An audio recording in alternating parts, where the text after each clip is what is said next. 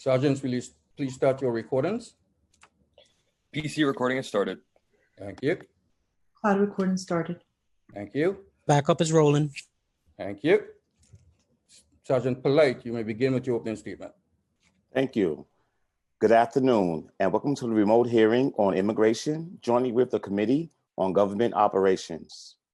Will council members and staff please turn on their videos at this time?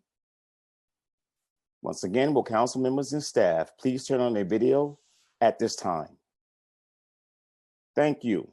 To minimize disruptions, please place all cell phones electronics to vibrate. You may send your testimony at testimony@council.nyc.gov.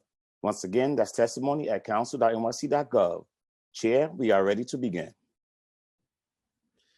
Thank you, Sergeant Polite, and buenas tardes, everyone. We're going to have a really important and timely hearing. I call this hearing to order, and I'd like to introduce myself to you. My name is Carlos Menchaca, and I'm the chair of the New York City's Council Committee on Immigration. Today, the Committee on Immigration is joined by the Committee on Governmental Operations, and my colleague, Chair Fernando Cabrera, and I will conduct this oversight on the city's language access and emergency preparedness. I'd like to recognize members of the council that are here with us today: Councilmember Drum, Kalos, Maisel, Perkins, Powers, and Yeager. In the city that never sleeps, New Yorkers speak over 200 different languages, while 1 in 4 New Yorkers is limited English proficient, or LEP. The Mayor's Office of Immigrant Affairs reports that close to half of all immigrant New Yorkers are LEP.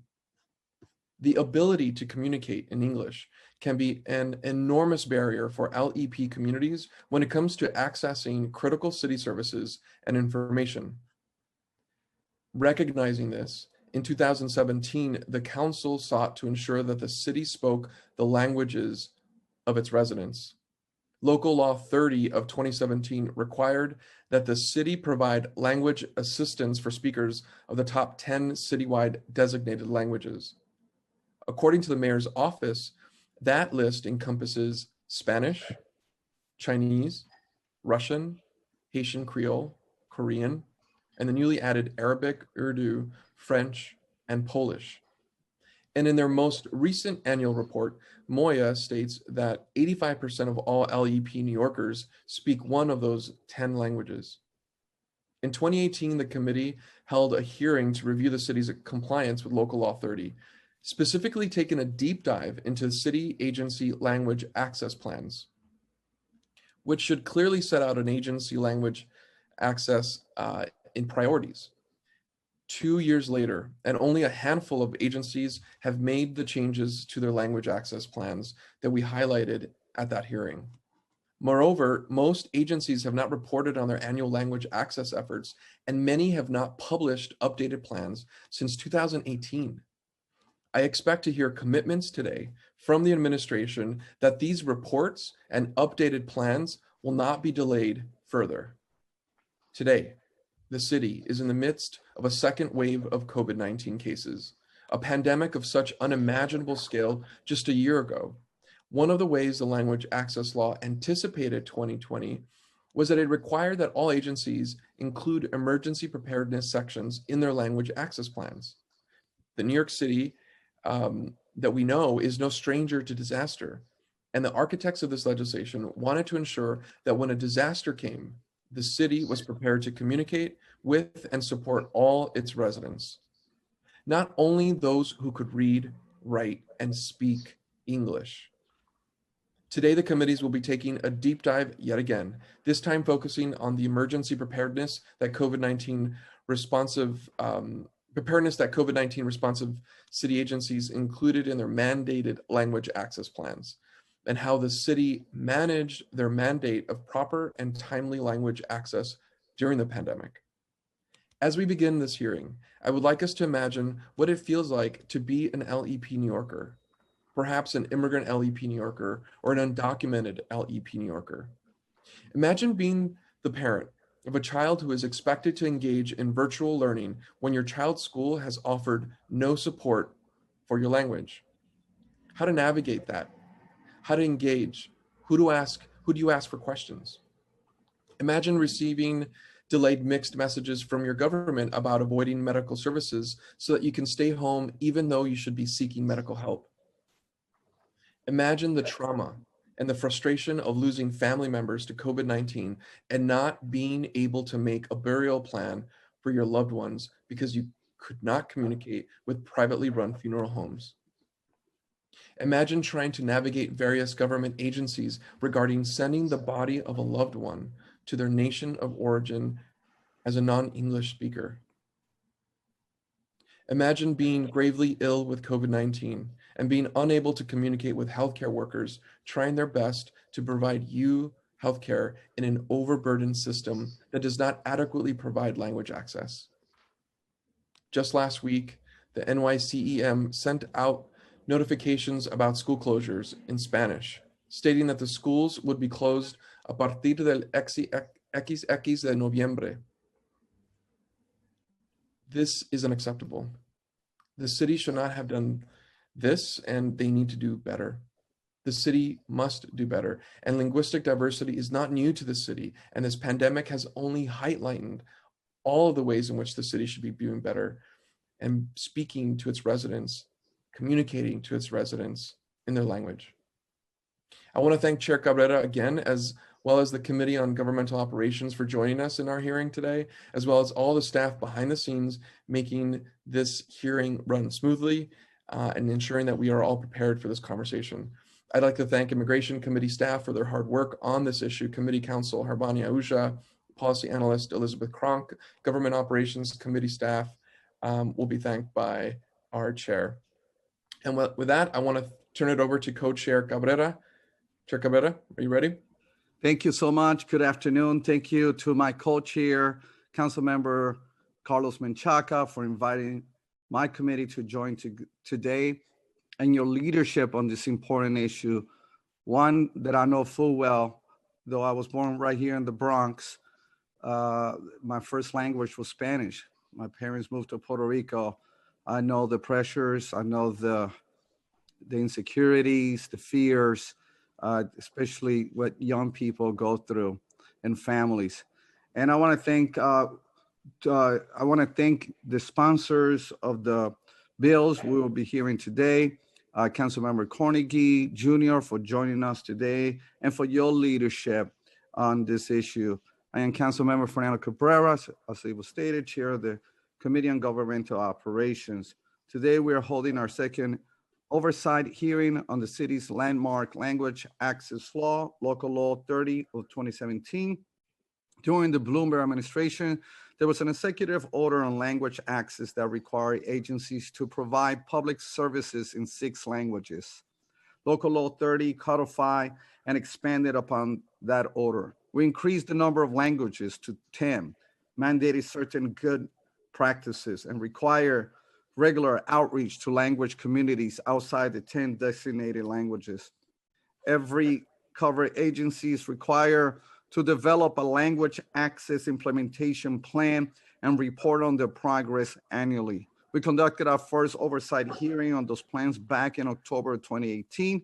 We're happy to see that a good level of compliance with our law, but also found a lot of room for improvement. Today, we are focusing on our second review of agencies' plans on how they provide language access in times of emergency, just like we have just experienced during the COVID-19 pandemic. You heard it from Councilmember Menchaca, and I will say it again: ensuring language access in all 10 city languages, especially during times of emergency, must be a number one priority of city agency. Staying informed on quickly changing public health rules and guidance is literally a matter of life and death for all New Yorkers today. Knowing how to keep assessing city services as agencies adjust to remote work is a matter of life and death, and those who rely upon it on a daily in their daily lives. We must ensure that our immigrant neighbors and those that are proficient in English have equal access to information services in their language. I want to thank the Mayor's Office of Immigrant Affairs and the Mayor's Office of Operations for their continued work to ensure agency are complying with Local Law 30. We are committed to working together to reach a successful implementation of this law by every covered agency.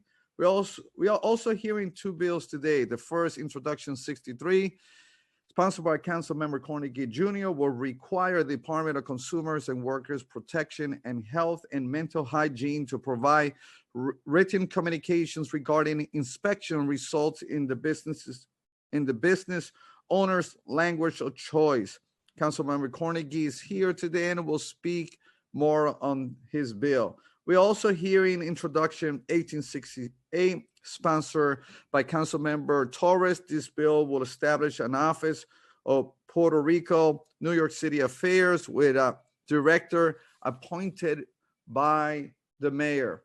The office will be empowered to provide assistance to former residents of Puerto Rico and descendants of Puerto Rico residents, including addressing the needs of people displaced from Puerto Rico, assisting in obtaining vital documents from Puerto Rico, assisting in understanding and applying for government programs, making referrals to nonprofits, and providing any other services the director deems necessary to provide. The director will need to make reasonable efforts to work with the government of Puerto Rico to provide these services. Thank you to my colleagues joining here today's hearing, and many other staffs working behind the scene to ensure this remote hearing runs smoothly. I want to also thank my committee staff. I call them the Dream Team for their work on this issue. Committee Counsel CJ Murray, Senior Policy Analyst Emily Forjon, and Elizabeth Cron, Senior Finance Analyst Sebastian Bacci, and my Communication Legislative Director Claire McLevin. And I will now turn it back to the moderator. Thank you, Chair. And we are not yet joined by Councilmember Cornegy or Torres, so we will wait for them to join and give them the opportunity to speak on those bills. But at this point, let's hand it over to our moderator, Harbani Ahuja. Thank you, Chair. My name is Harbani Ahuja, and I'm counsel to the Committee on Immigration at the New York City Council. Before we begin, I want to remind everyone that you will be on mute until you are called on to testify, when you will be unmuted by the host. I will be calling on panelists to testify. Please listen for your name to be called. I will be periodically announcing who the next panelists will be. For everyone testifying today, please note that there may be a few seconds of delay before you are unmuted, and we thank you in advance for your patience. All hearing participants should submit written testimony to testimony@council.nyc.gov. At today's hearing, the first panel will be an advocate panel, followed by the administration, followed by council member questions, and then the public will testify. During the hearing, if council members would like to ask a question, please use the Zoom raise hand function, and I will call on you in order. I would like to note that Council Member Moya has joined for the record, and we will now turn to testimony from our first panel. I'd like to welcome Ravi Reddy to testify. After Ravi, we will be hearing from Aracelis Lucero, Robert Aguimong, and then Theo Moore. Ravi Reddy, you may begin when you are ready. Starting time. I want to thank the Committee Chairman Chaka, Committee Chair Cabrera, and the Immigration and Governmental Operations Committees for holding this hearing and giving the Asian American Federation the opportunity to testify today. I'm Ravi Reddy, and I'm the Associate Director for Advocacy and Policy at the Asian American Federation. AAF represents a collective voice of more than 70 member nonprofits serving 1.3 million Asian New Yorkers. So for some context, this pandemic has resulted in a 35% increase in deaths compared to the 5-year average. Our small businesses have been hit earlier and harder than the general economy, and rising anti-Asian xenophobia and violence is further isolating our most vulnerable out of fear for their safety. Over 1.3 million Asians live in our city, 16% of our city's total population. Overall, 14% live in poverty, including 1 in 4 Asian seniors, and almost half of our community has limited English proficiency. We want to thank these committees and the city agencies who continue to do the hard work of acting on persistent concerns of language access, but we're here because this hard work requires greater urgency. For example, 88% of our Asian small business owners are immigrants, but in this crisis, the lack of timely translation is exacerbating inequities between our small business owners and their English-speaking counterparts. Many Asian small businesses continue to be unable to apply for government assistance because in-language assistance and instructions never materialized or they came too late. AAF has also heard reports from across the city of a lack of engagement during city inspections regarding what needs to be done if a small business owner does not speak English, who are simply forwarded to city websites. But city agency websites are extremely difficult to navigate for LEP small business owners in their own right, and language access issues are compounding difficulties our reeling small businesses are having in navigating complicated city bureaucracies. Language access is, at its core, an issue of relationship building.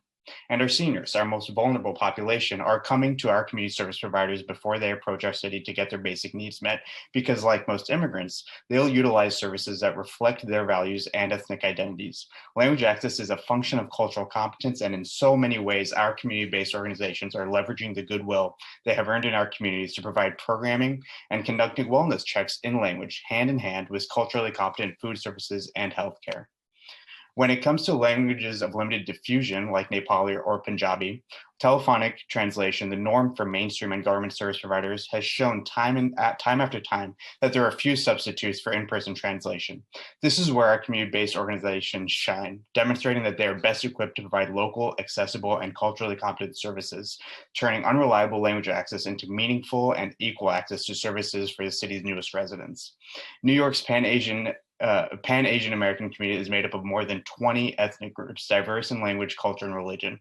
And since 2017, AAF has worked in coalition with African communities together, MASA, and the New York Immigration Coalition to expand the number of languages covered by city social service agencies, and this work continues.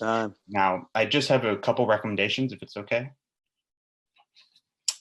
So now we need city agent initiatives to allocate the funding needed to fully implement the new citywide languages covered by Local Law 30. And we need to amend contracting processes to allow Asian-led nonprofits to more accurately reflect the cultural and language expertise they bring when serving our community members. Many organizations we advocate on behalf of also must use their limited resources to find interpreters and translators who are not always trained in interpreting or translating legal, medical, and other sensitive terminology, or devote staff hours to these responsibilities. The city must provide better funding and support for CBOs who are already familiar with the matter, have community buy-in, and are asked to provide translations. We also believe in the work we've been doing over the past 3 years alongside our partners I mentioned before to create a language bank to expand translation services for as many immigrant communities as possible, and we ask the council to find ways to support this effort.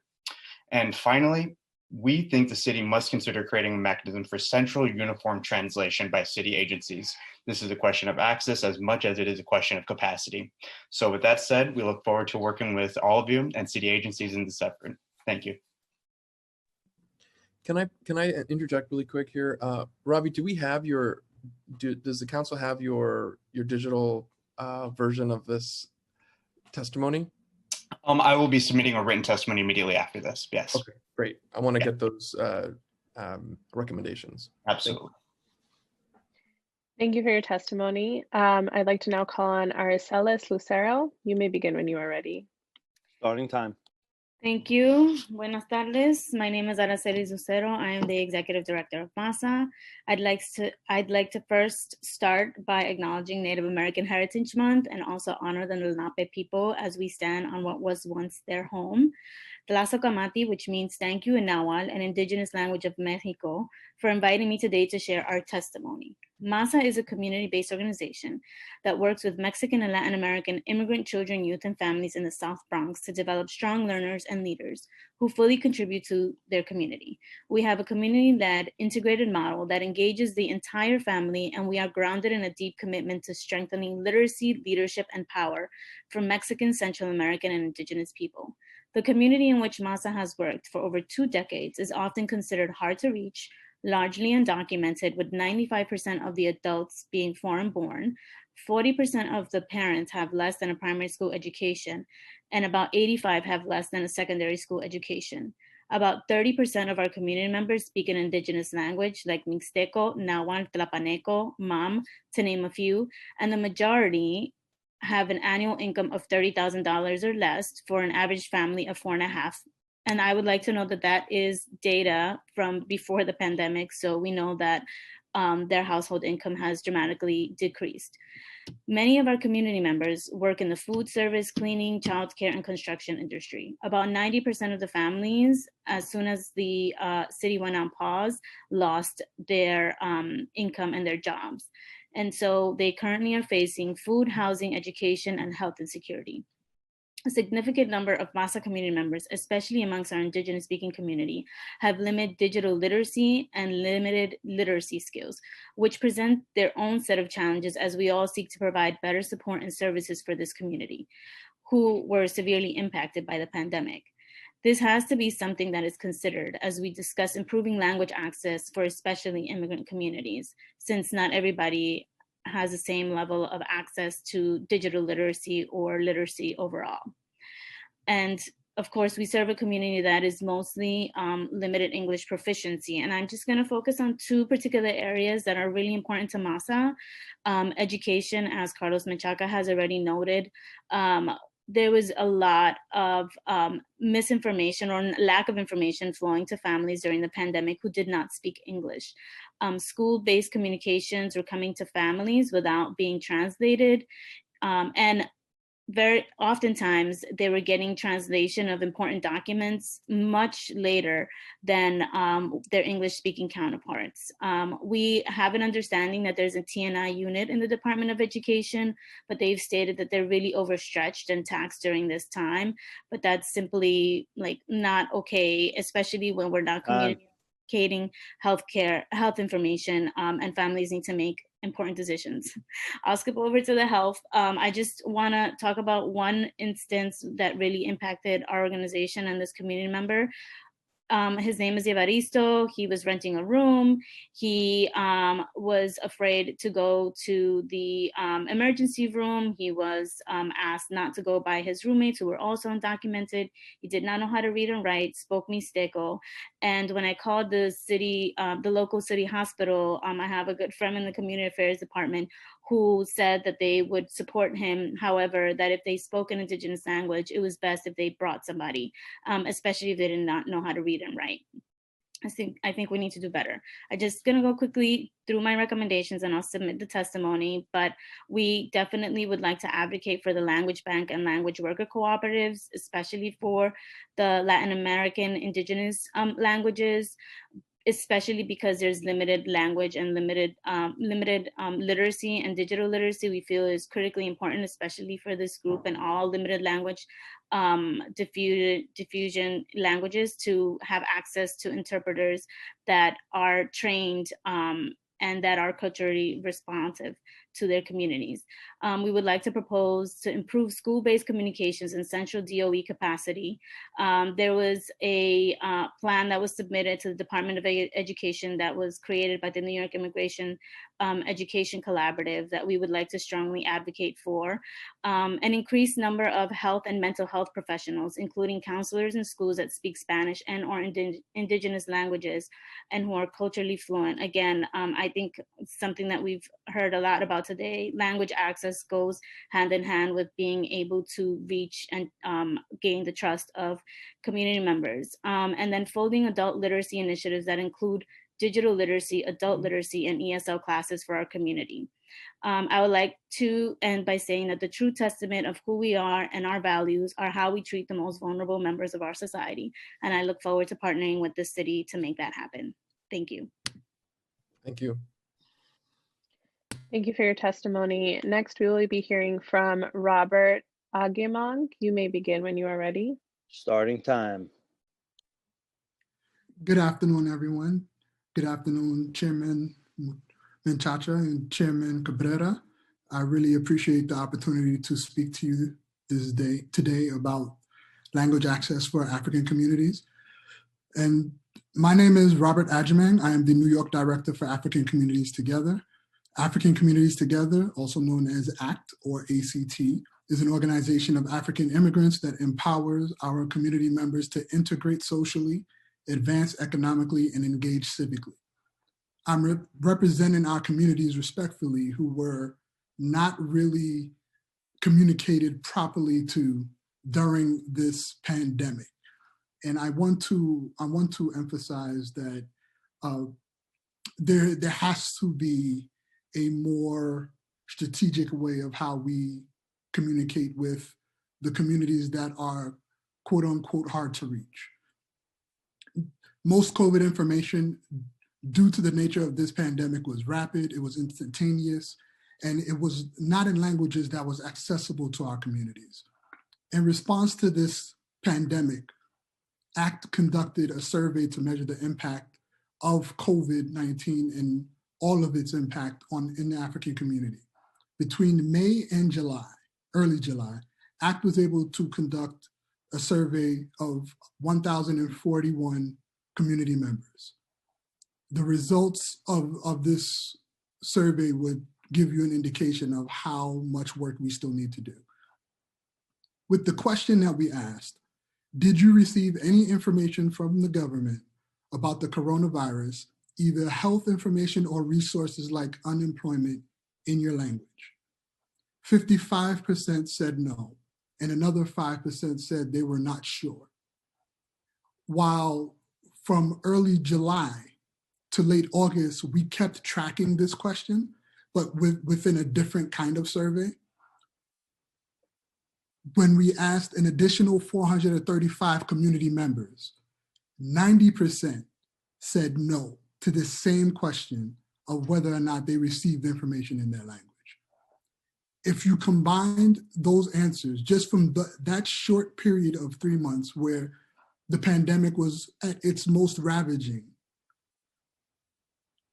we're looking at over 65% of African communities were not able to receive vital languages that were able to help them or get them information on how to save their lives or the lives of their loved ones. Only 35% was able to get this information. And I want to also emphasize that of that 435 between early July and late August that were, I just asked for a little bit more time just to make a couple more points. I do apologize. Of that 435, of the 90%, that 90% said they did not receive the information, over 50% of those community members spoke French. And so while we do emphasize French, there's still a long way to go with French, and then also some of the other languages that we have.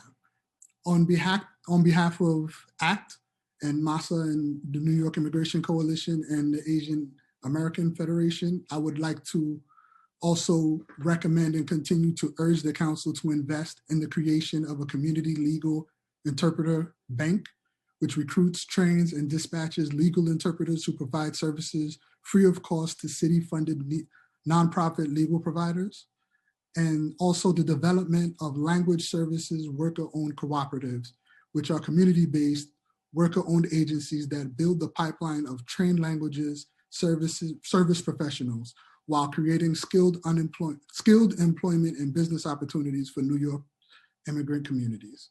I thank you for your time. I look forward to working with all of you to create a greater New York. Thank you, Robert. Thank you for your testimony. Now we will hear from Theo Moore. You may begin when you are ready. Starting time.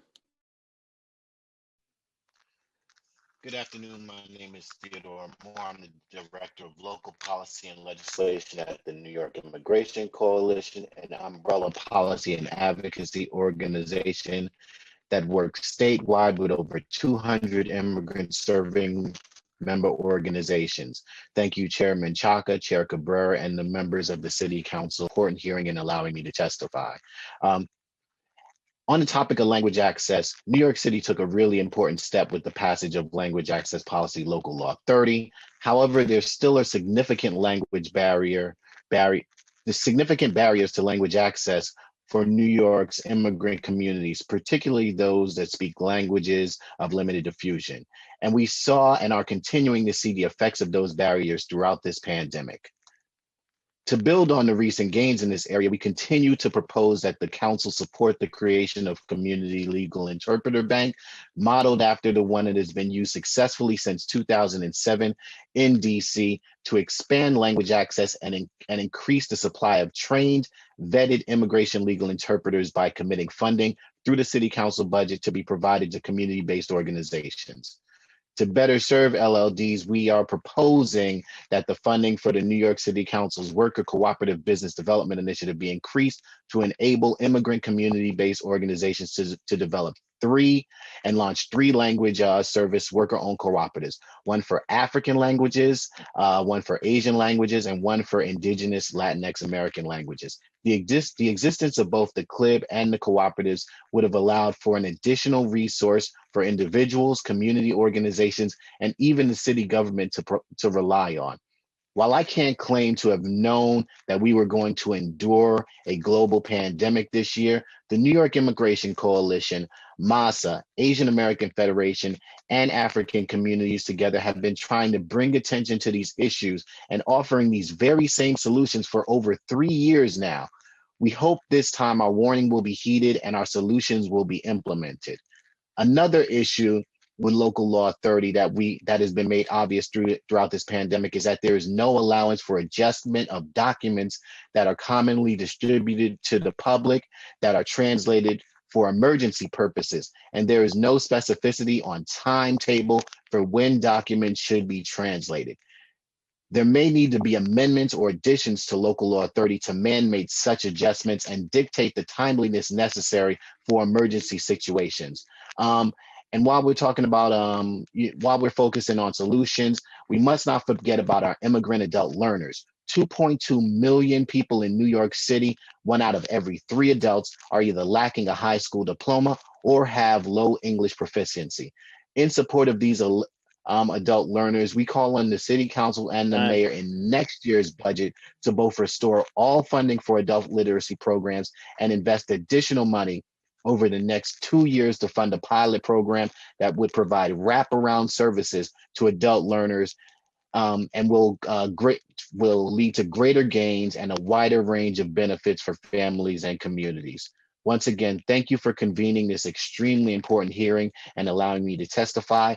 Myself, our entire organization, and the 140 New York NYC members across New York City look forward to continuing to work with all of you to come up with solutions to ensure that everyone enjoys a full and equal opportunity to recover from the threat of this virus and the worst potential economic downturn since the Great Depression.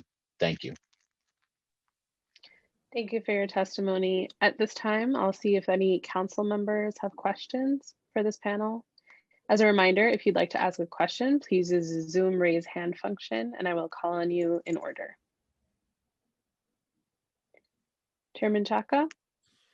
Thank you. Thank you, Arbani, and thank you to the panel for really laying the foundation of work that has been in progress for 3 years now. I guess my first question is, have you sat down with the administration, anyone at the administration, and reviewed some of these ideas with them? We can pick any one of you all, Theo or Robert.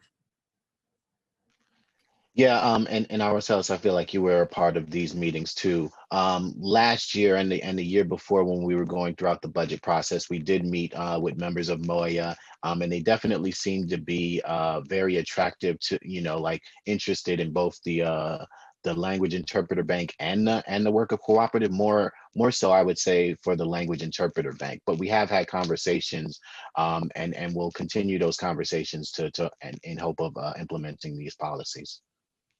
Is there any sense of what the hurdle is at the mayor's office on kind of pushing this forward? Ourselves? I think overall and for many people, there is a question of feasibility and scalability, and also having a clear understanding of how the services work, right? So figuring out who has access, what kind of, as a business, what kind of income strategies, can be implemented in order for this to be scalable, timeline. And also, I think one thing that we've been honest, and I know especially for Latin American indigenous languages, is that different communities might be in different starting points. And so this will take some time. But also it's like understanding the DC model and how it can be implemented. So I think that it's more of like the little nuances of how it would actually be operationalized that I think may be some of the questions that some people may have, and then how to also incorporate it into existing initiatives, for example, the small business initiatives. And so I think those have been some of the talking points. Thank you. Thank you for that. And I think as someone that's in the city council and part of the budget negotiation team and chair of the immigration committee and part of the Adult Literacy Coalition and just embedded in everything that you're all doing, the council is very aligned with what you're talking about. And I just want to confirm that the council has heard your voice. The council is thinking about pushing this. And for us, I think some of the hurdles have been about money. How do we fund this? And the execution is a different piece. That's where the mayor's office comes in coordination with all of you. But I think that's going to be the question moving forward. This isn't a budget hearing. This is a place for us to go and review content and really understanding the impact to a project like this. But there's a lot of support in the council. Maybe my last question is about workforce, and having the workforce is kind of one piece that you all spoke about, really bringing people from the community that understand that indigenous language and just language, and really connecting them to a workforce opportunity, a job. Do you all think about this as a jobs plan as well? And can you talk a little bit about what that looks like for you all and for the city as we restart our economy? I think I could go first. Absolutely. I think that has been one of the greatest pushes for this, as immigrant serving organizations with with our community members having very limited options, workforce opportunities for employment, especially during this time. I think we've seen an uptick in like street vending. A lot of our community members are looking for opportunities to get back on their feet. And so for me, quite frankly, it's like a non-brainer to be able to invest in this community who have like showed up as delivery workers, as construction workers, cleaning, taking care of our kids. And so being able to invest in their development, there is not a lack of interest, there's a lack of opportunities. And so I think that as a matter of business development and investing in like all vulnerable communities, and especially limited of language diffusion communities, is really, really important. They've been like not seen, not heard, and excluded, especially undocumented people from the traditional like opportunities to get back on their feet. That's what I would have to say. Yeah, I would 100% agree. You know, we not only see this as a solution to language access issues, but also as a way to create jobs and entrepreneurship. So each one of these individuals in the cooperative are their own small business, and they are able, so the two things actually work together. So the members of the cooperative are then able to have their services go through the interpreter bank. So it's actually a means to get them, to actually be able to help along with their small businesses and the cooperative that they're building. And then I don't have to explain to you, on the adult literacy side, individuals who go through those programs, especially individuals who don't have digital literacy, how their earning potential just rises. So these are really things, as we're seeing, record unemployment throughout the city, especially in immigrant communities, could actually be a solution on the job front as well. Yeah, I just want to add in, like, this is in every way what community empowerment is supposed to be. It's building an industry in the community based on those individual community needs. Now, I was mentioning how, a lot of them have to work with the city or go through mainstream organizations that, stick with, or have no choice beyond telephonic translation. So, building these industries from the inside out and expanding, and not just making it such that these it's not just making it such that they just work within their community, but really giving these an industrial base in some sense of the word. And I think the other argument is that where this idea actually makes more efficient the expenditure of city dollars. Right now, you're seeing a lot of nonprofits and a lot of agencies actually spending a lot of money just looking for translators. So in every sense of the word, this is really helping, reinforce these communities that have already been hit.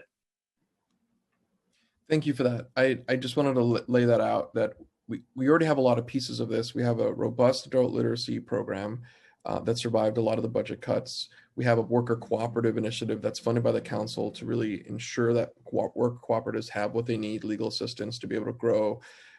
We just need the funding and the leadership to really ensure that this happens quickly, that we can move from pilot to full implementation as quickly as possible. And it sounds like you're all ready to help make this happen.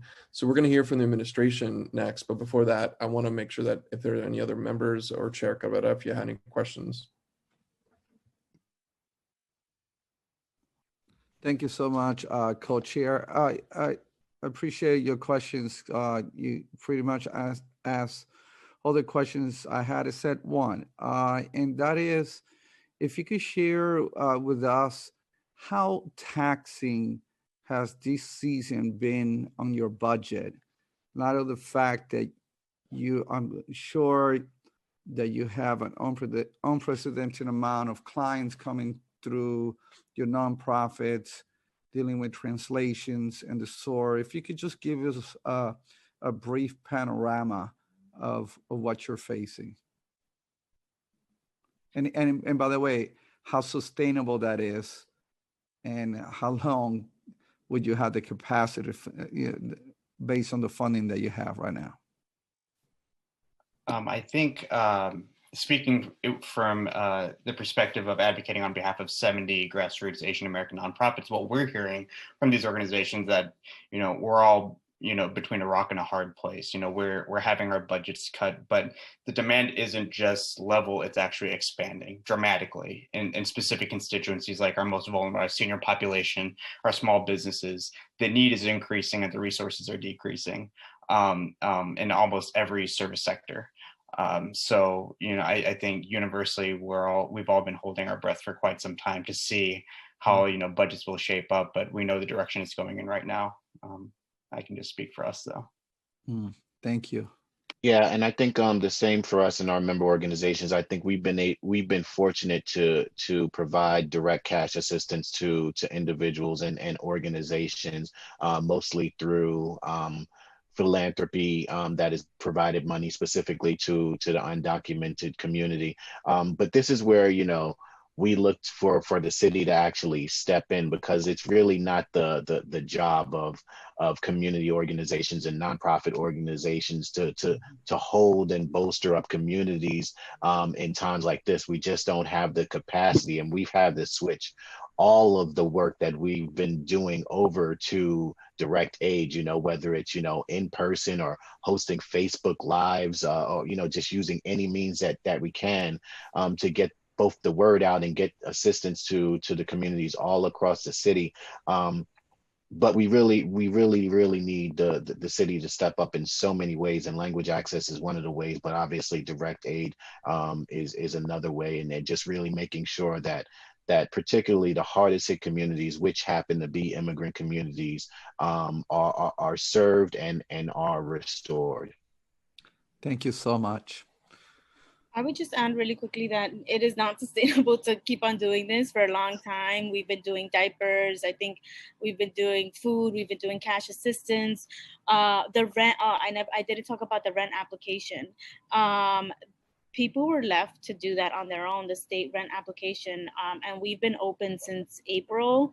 Again, our staff taking some risks, but in order to serve, as we're speaking about, like the most vulnerable community members who maybe don't know how to read or write, or who speak these indigenous languages, there is no other option but to be able to serve them sometimes in person. And so it is definitely not sustainable. And that's why I think that we are looking for ways to be able to have the city learn these ways of doing things with our community members, because we're a small organization.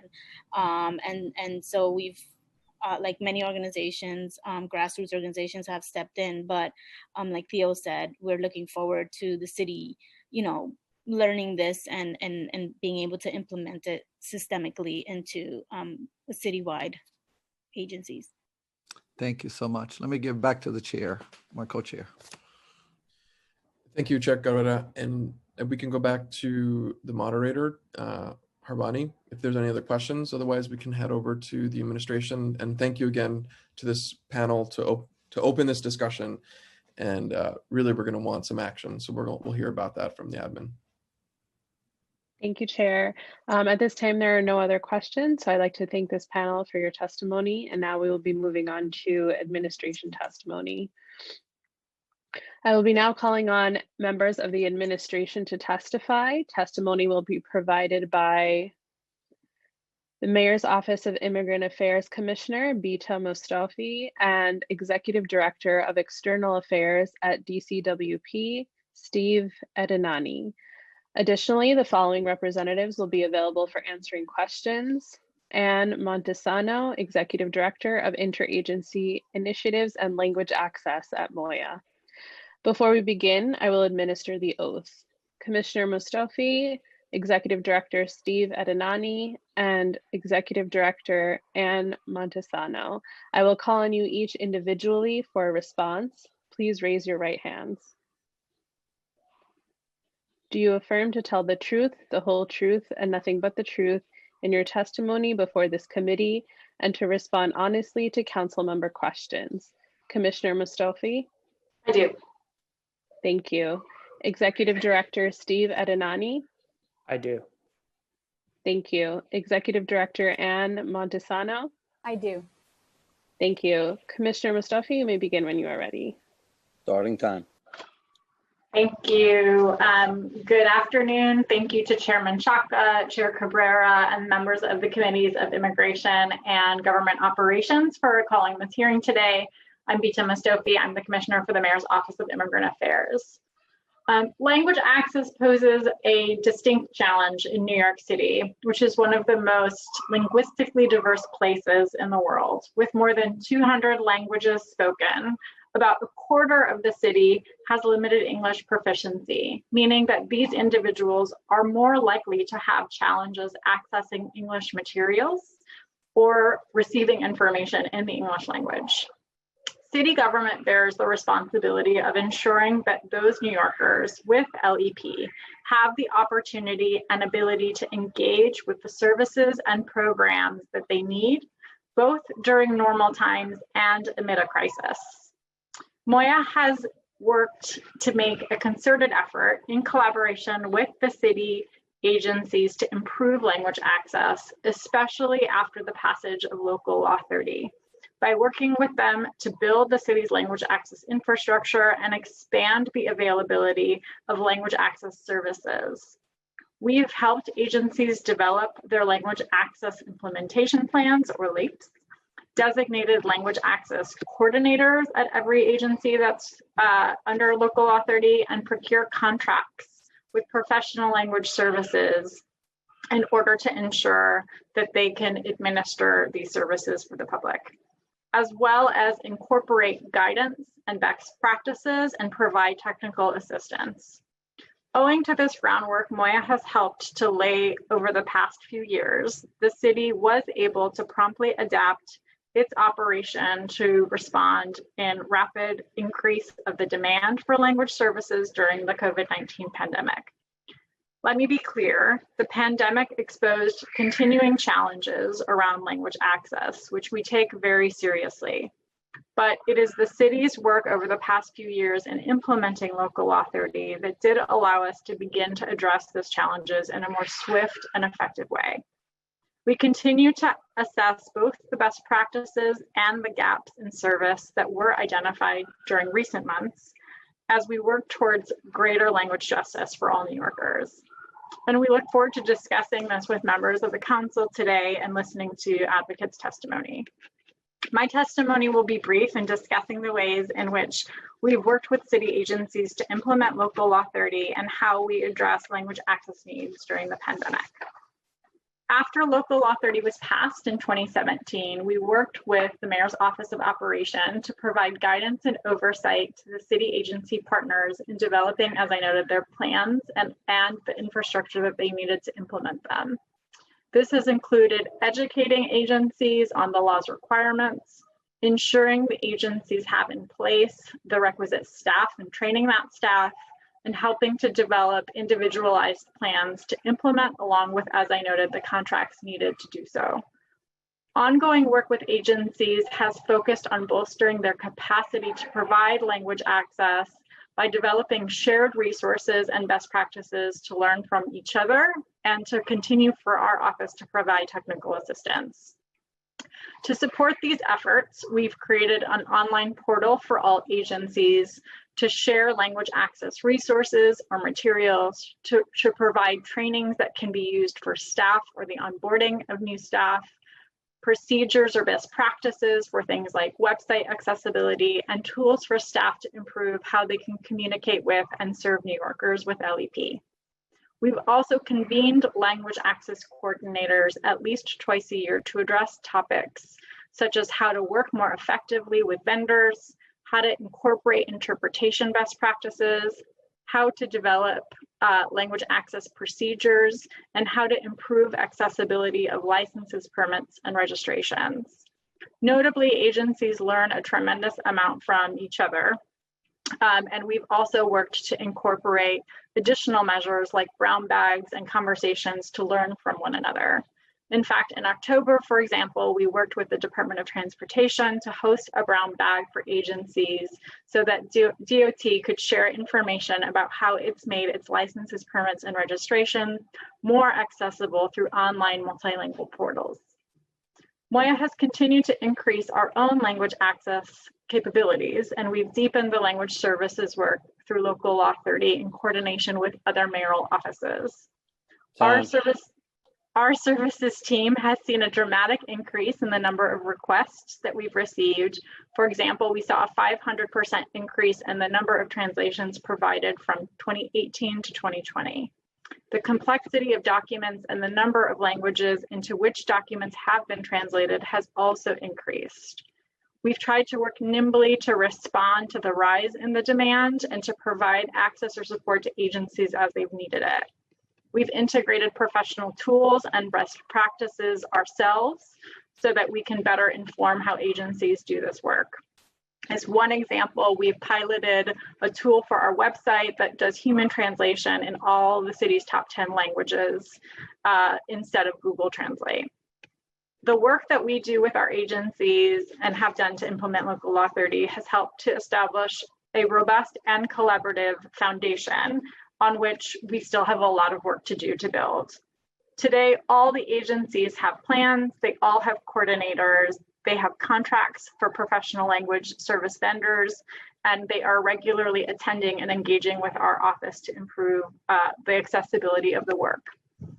I'm going to skip to COVID-19 response in the interest of time. Despite this progress on language access during recent years, COVID revealed the work that still remains. The pandemic showed us that the city still faces tremendous challenges in quickly disseminating multilingual information to New Yorkers who do not speak English. Some of the ways in which we responded was first, as in other emergencies, we worked with the Emergency Management Office to convene a task force on language access. We did this in early March. We worked to identify the issues or challenges that would arise and how we could better coordinate resources and reach the most New Yorkers. Through this task force, we worked most closely with the Department of Health to ensure that that agency, as the lead agency, had ample language services, resources, and were assessing the critical need to make sure that this was more inclusive than just the city's top 10 languages. So moving to 25 translations for languages across that agency. And we also coordinated with pro bono vendors to add services if they were needed. MOIA also coordinated extensively with other agencies during the pandemic. We relied on our network of language access coordinators to provide regular guidance, technical assistance, particularly around digital resources as it became more critical during this moment in time. We responded to urgent needs that were brought to our attention from community partners, including expanding our own budget and working with our translation vendor to secure faster translations in a more effective and efficient way. Our language services team alone experienced an over 580% increase in the number of translations projects that we delivered in fiscal year 2020 as compared to 2019. We also adjusted our communications and outreach strategies to ensure faster dissemination of critical and ever-changing multilingual content. We developed shorter graphics with plainer language that we could develop quickly. We created audio messages in different languages, and we worked to do virtual town halls and convenings as well in many different languages with our agency partners.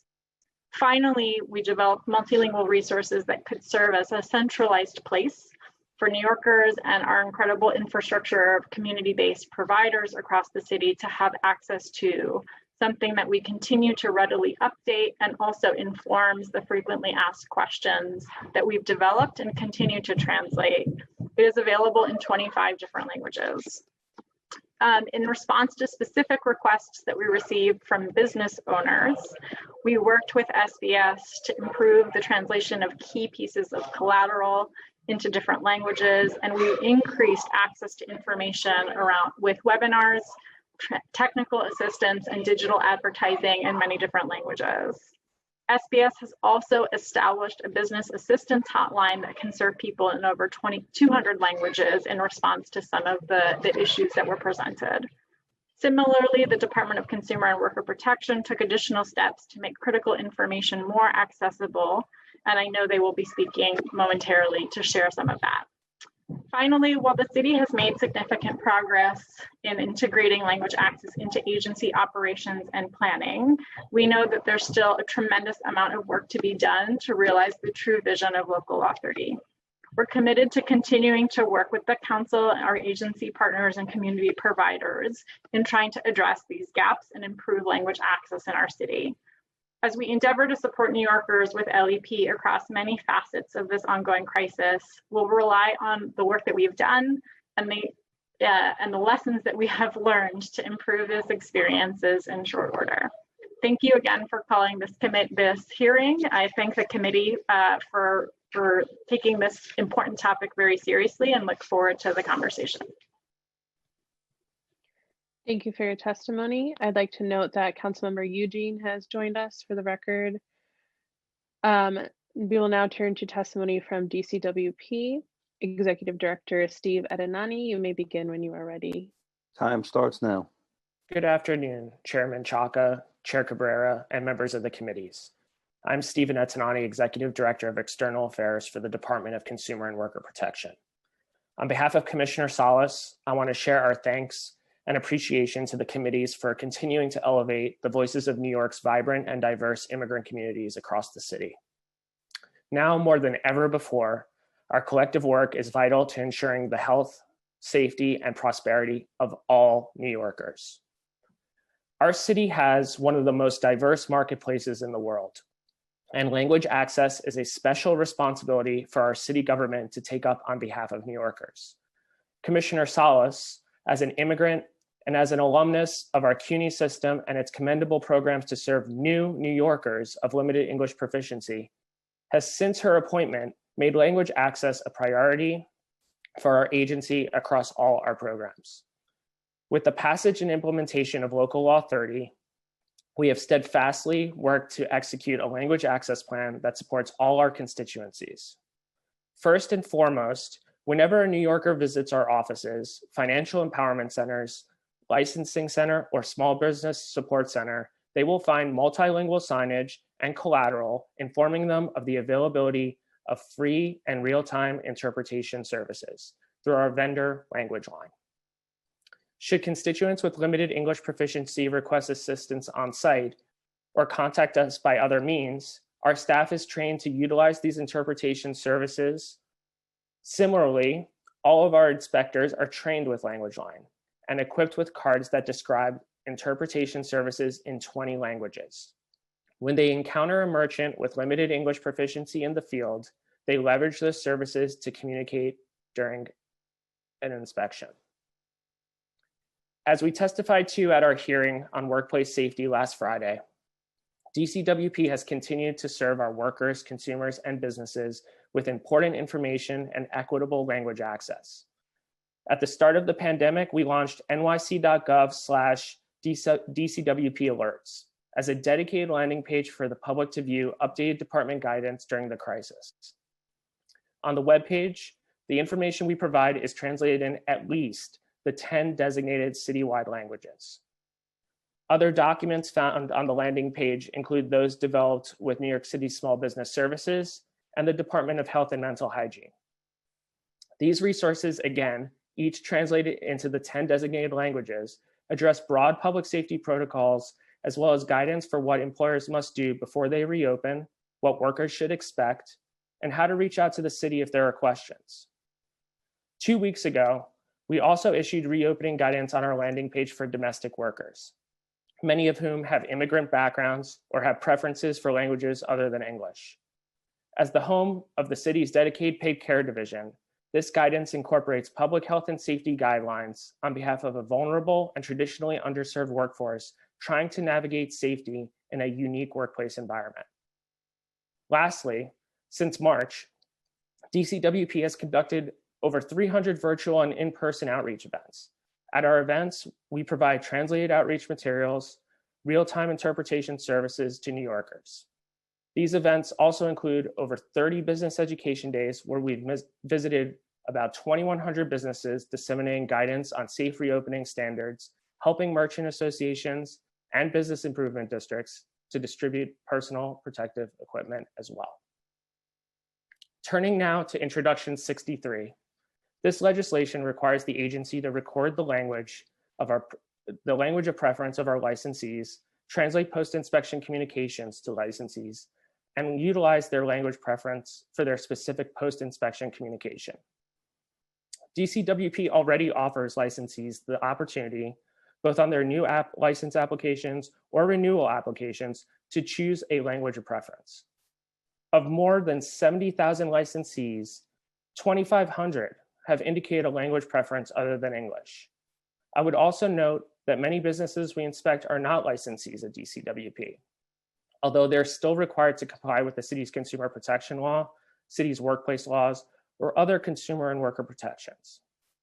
As I mentioned earlier in my testimony, when we visit any business location, our inspectors are trained how to access real-time interpretation. DCWP has concerns regarding the fiscal implications of this legislation and broadly how best to approach meaningful language access. Fiscally, the agency would encounter a tremendous burden in translating documents outside the scope of our language access plan. Furthermore, the materials contemplated by this bill for translation are often uniquely specific to an individual or business.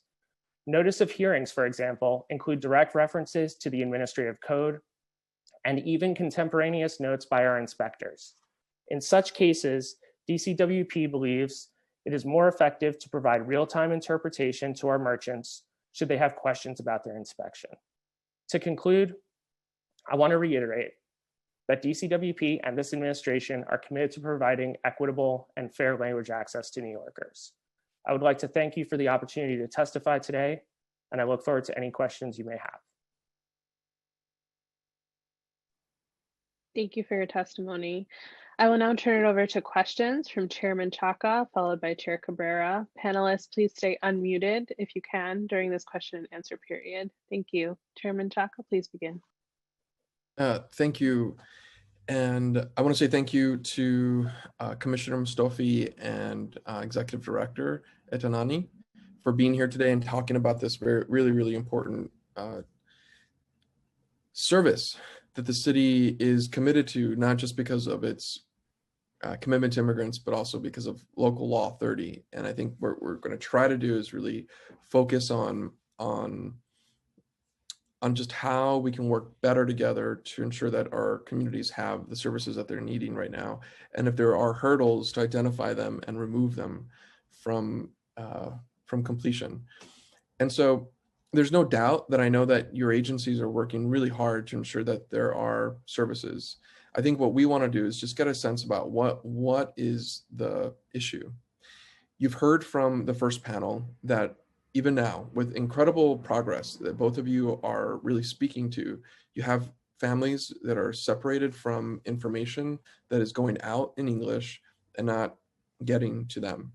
And so everything that we're doing right now is not working. And so we're really, maybe that's the first kind of big question, is what is the hurdle here? Where are we in deficiency? Is this a strategy issue? Is this a funding issue? And let's start there. Maybe Commissioner Mustafa, you want to start? Sure, yeah. Thank you for the question. I'll start with sort of a couple thoughts. One is a recognition that it's a pretty new law, right? Local Law 30 came into sort of life in 2018, and Sure. that began the process of developing the plans and the infrastructure, and then you're really talking about implementation the last 2 years and looking at that. And I think we have seen how that has impacted the differences, I think, maybe across some agencies, where some who were previously covered by Executive Order 120 might be further along sort of in the development or the implementation of Local Law 30, might have a much stronger infrastructure and just culture, right? Agency culture and understanding language access, and a more it's more inherently a part of the work.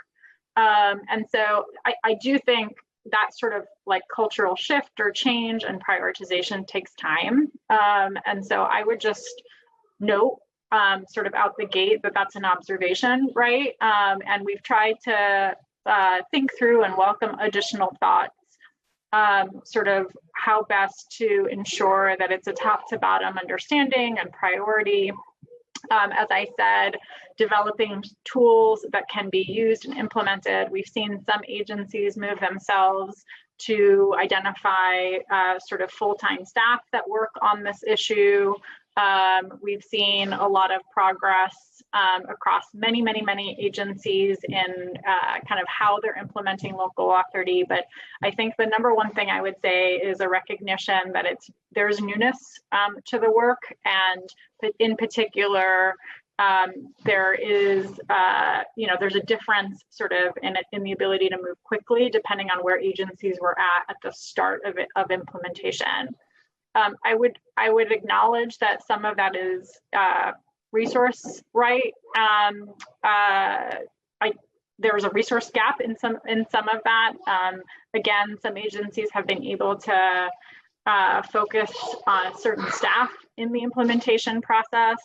Where there have been gaps in resources around translation or interpretation, we've been able to meet those along the way. So I don't think those have been the clear hurdles, but there's also, it's a growing field. I guess that's the last thing I would say before turning it to Anne, meaning that new tools or ideas are developed, and we are trying as MOIA to sort of test them and pilot them to then be able to make the case more broadly for their utilization across agencies.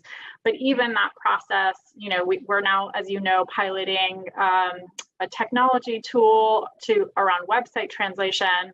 Just getting to the place of launching it took 6 months to a year, right? Identifying a better tool, working to bring on a vendor, and then doing the work to set it up and then get it out, right? So I just want to sort of say that kind of all of these factors, right, probably contribute to the gaps, and acknowledge that from the first panel, we heard, I think, mostly about gaps for languages that are not covered by Local Law 30. There was some acknowledgement that some of that, there are still challenges with the Local Law 30 languages, but many of the specific things that we were hearing about limited diffuse languages or harder to reach populations, right? You're talking about a sphere of languages that fall outside the local law. So I think that presents a different kind of challenge as well. Anne, do you want to add anything to what I shared? Yeah, I mean, I guess I would just, can you hear me? Yes. There's some feedback. Okay. Yeah, there's been tremendous progress over the years, and yet we know the work is ongoing and there's a lot of work to do. What we really spent the first few years of LL30 implementation doing is really establishing what we call this language access infrastructure across all agencies, and agencies kind of came into this at different places, right? So we really wanted to make sure all agencies have language access implementation plans. They all have language access coordinators. They all have the requisite contracts in place. We've seen a tremendous increase in the expenditures relating to language services over the years, which I think is just one indicator that agencies are doing better at this and progress is being made. It's been pretty incredible to kind of review agencies' progress and see even the progress in terms of translated materials, right? In calendar year 2019, DSS translated over 1,400 materials into the local law 30 languages, Department of Transportation over 200 materials. And, you know, there are other examples of other agencies. Agencies have made progress in terms of the quality of the translation. So agencies have gotten additional contracts with secondary translation vendors to do sort of QA checks on those translations. Agencies are developing glossaries. As Bita mentioned, there are agencies that have done some reorganization to really approach the language access implementation better at their agencies. So ACS, you know, hired another staffer and now has more centralized staffers that kind of provide centralized guidance and oversight on language access. SPS has a language access coordinator, but they also have language access division leads. And so it's also really interesting, I think, not just to see, you know, in terms of numbers, the provision of language services, but one thing we also try to get agencies to think about is how are you structured internally to be able to do this work? And we've seen different examples of that. Thank you, Anne, for, and both of you really to kind of share perspective. I think that there are a couple of things that I just want to maybe reset in this conversation. And while local law 30 is new, the executive order 120 was in place for a long time, and that had a smaller amount of languages that were required for translation and engagement from the administration, well, from the city. And so, which is why we have, I guess, what you're kind of laying out, a long-term relationship with restructuring agencies. And the local law went a little bit further, and which is why we're really wanting to really understand what's the issue here. And I think with COVID, this has really presented not just an opportunity, but a recommitment to these languages at the onset. You've heard from the advocates about new ideas that can actually serve languages that are outside the 10. We're talking about some of the indigenous languages, but also even Spanish in the DOE. We're hearing from advocates that Spanish still becomes an afterthought in the initial release of information. And so I think this is deeper. I think this is deeper than the newness of a law, the kind of working with agencies. This doesn't seem like a priority for this administration when people need information about what's happening at a very rapid pace. And, you know, I think I was just kind of thinking about like, what do we have to do to get this to happen? And essentially, it's like every time an English message comes out, it has to be met with all the other languages, or else it doesn't go out. And if that were a hurdle, then we're all feeling the need for information, like our immigrant populations and non-English speaking LEP communities. And I think that's the urgency. I feel it when I said that, I felt it. That's what we're not seeing right now. And so I think I have some other questions about some of the pieces that you laid out, but I want to give you an opportunity to respond to that and then hand it over to Chair Cabrera. Sure. I mean, I can respond. You know, one of the things that Anne noted is it's not that we haven't devoted resources or priorities here. And one indicator, of course, is money, right? Is how much money has been has been spent comparatively to before the passage of Local Law 30. And it's literally, and this isn't even encompassing of the entirety of the expenditure or even some of the agencies that you listed that are outside of the Local Law 30 infrastructure, like DOE, like H&H, right, that have their own budgets and operations around language access. We've seen since the implementation of Local Law 30, literal doubling of the amount of money that has been spent through the key vendors, the DCAS contracts, to translation and interpretation services. So going from about 5 million to about 10 million, that's not insignificant, right? Just in what we can look at and sort of use to understand are people prioritizing this from, internal to like the outcome to the actual dollars that are being put towards here. And the answer I think is yes, that's happening. Is it happening at the pace in which it's critical to happen? And I think in the pandemic, one of the challenges is people got to a place where your timeline is set for releasing something. And so you're budgeting within that timeline a certain process for translation. And we have really emphasized, and Anne spoke to this a little bit, the importance of quality assurance and recognizing that what's the point in doing the translation if you're not getting it right? And that's an ongoing issue that we continue to need to look at and work on. And so time gets budgeted or allocated to ensure that that's done effectively.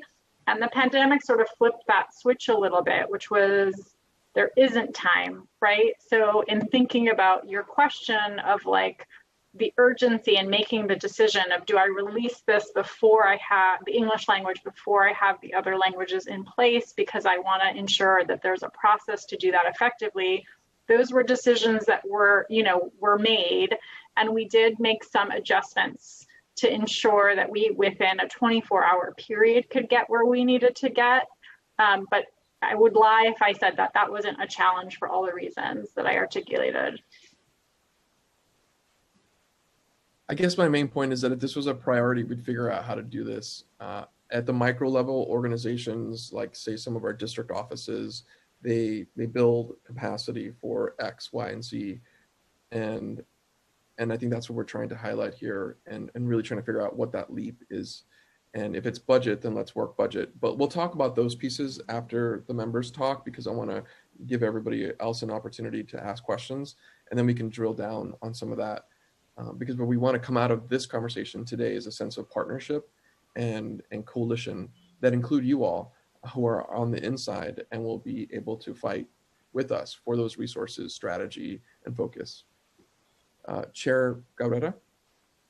Thank you to my co-chair. As a matter of fact, if I may, let me just follow up briefly on the cost, since you mentioned DCAS, from 5 million to 10 million. Did I hear correctly, Commissioner?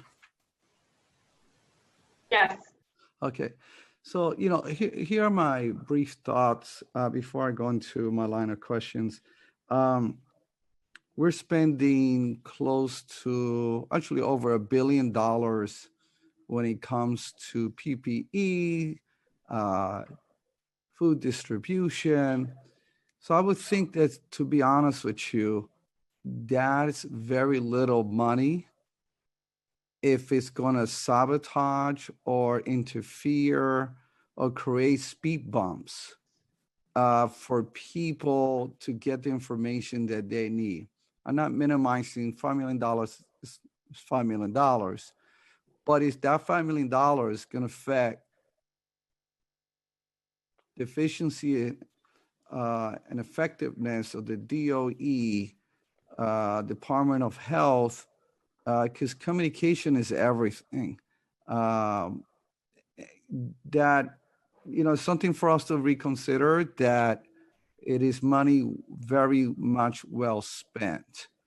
And to look at maybe if we need to start looking at in-house, or whether, coming with some other innovative ways to go on about it. I don't know if you want to respond to that, but if not, I'll get to my questions.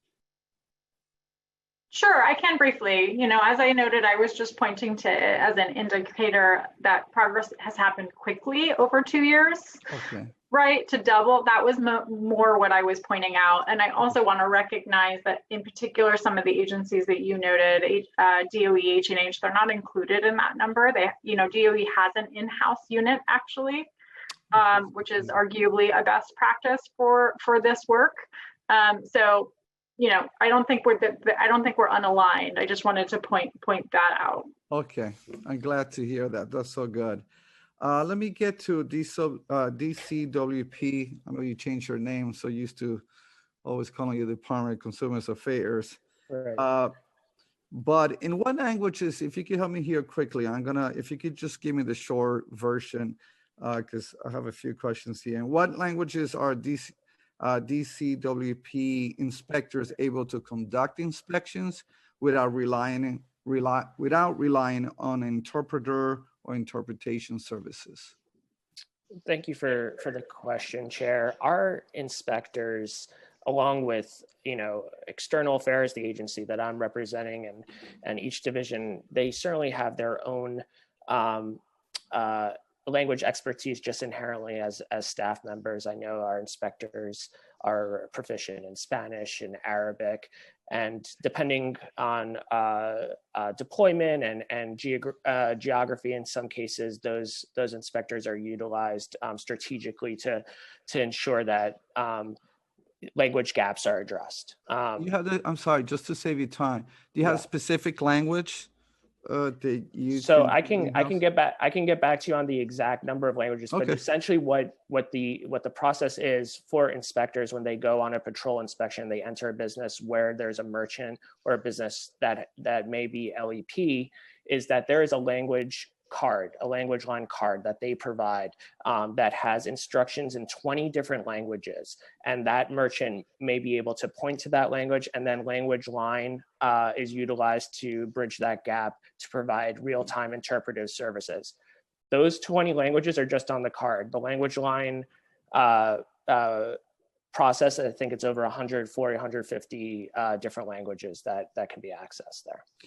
So that leads me to the next question. Are all DCWP inspection-related materials, including FAQs and application forms, available in all 10 city designated languages? And if not, which materials are yet to be translated and why? So thank you for the question. I think it's really important that we kind of discuss this a bit. Our language access plan is actually it identifies and articulates that we will be translating the top 5 most distributed materials into designated language, as well as the top 5 application materials related to the top 5 license categories. Those license categories include categories like secondhand dealers, tobacco retail dealers, laundries, and such. In terms of the top documents, we're talking about things like our free tax prep program brochures, our financial empowerment brochures that connect individuals to free financial counseling. All of those materials are in process of being translated for the public.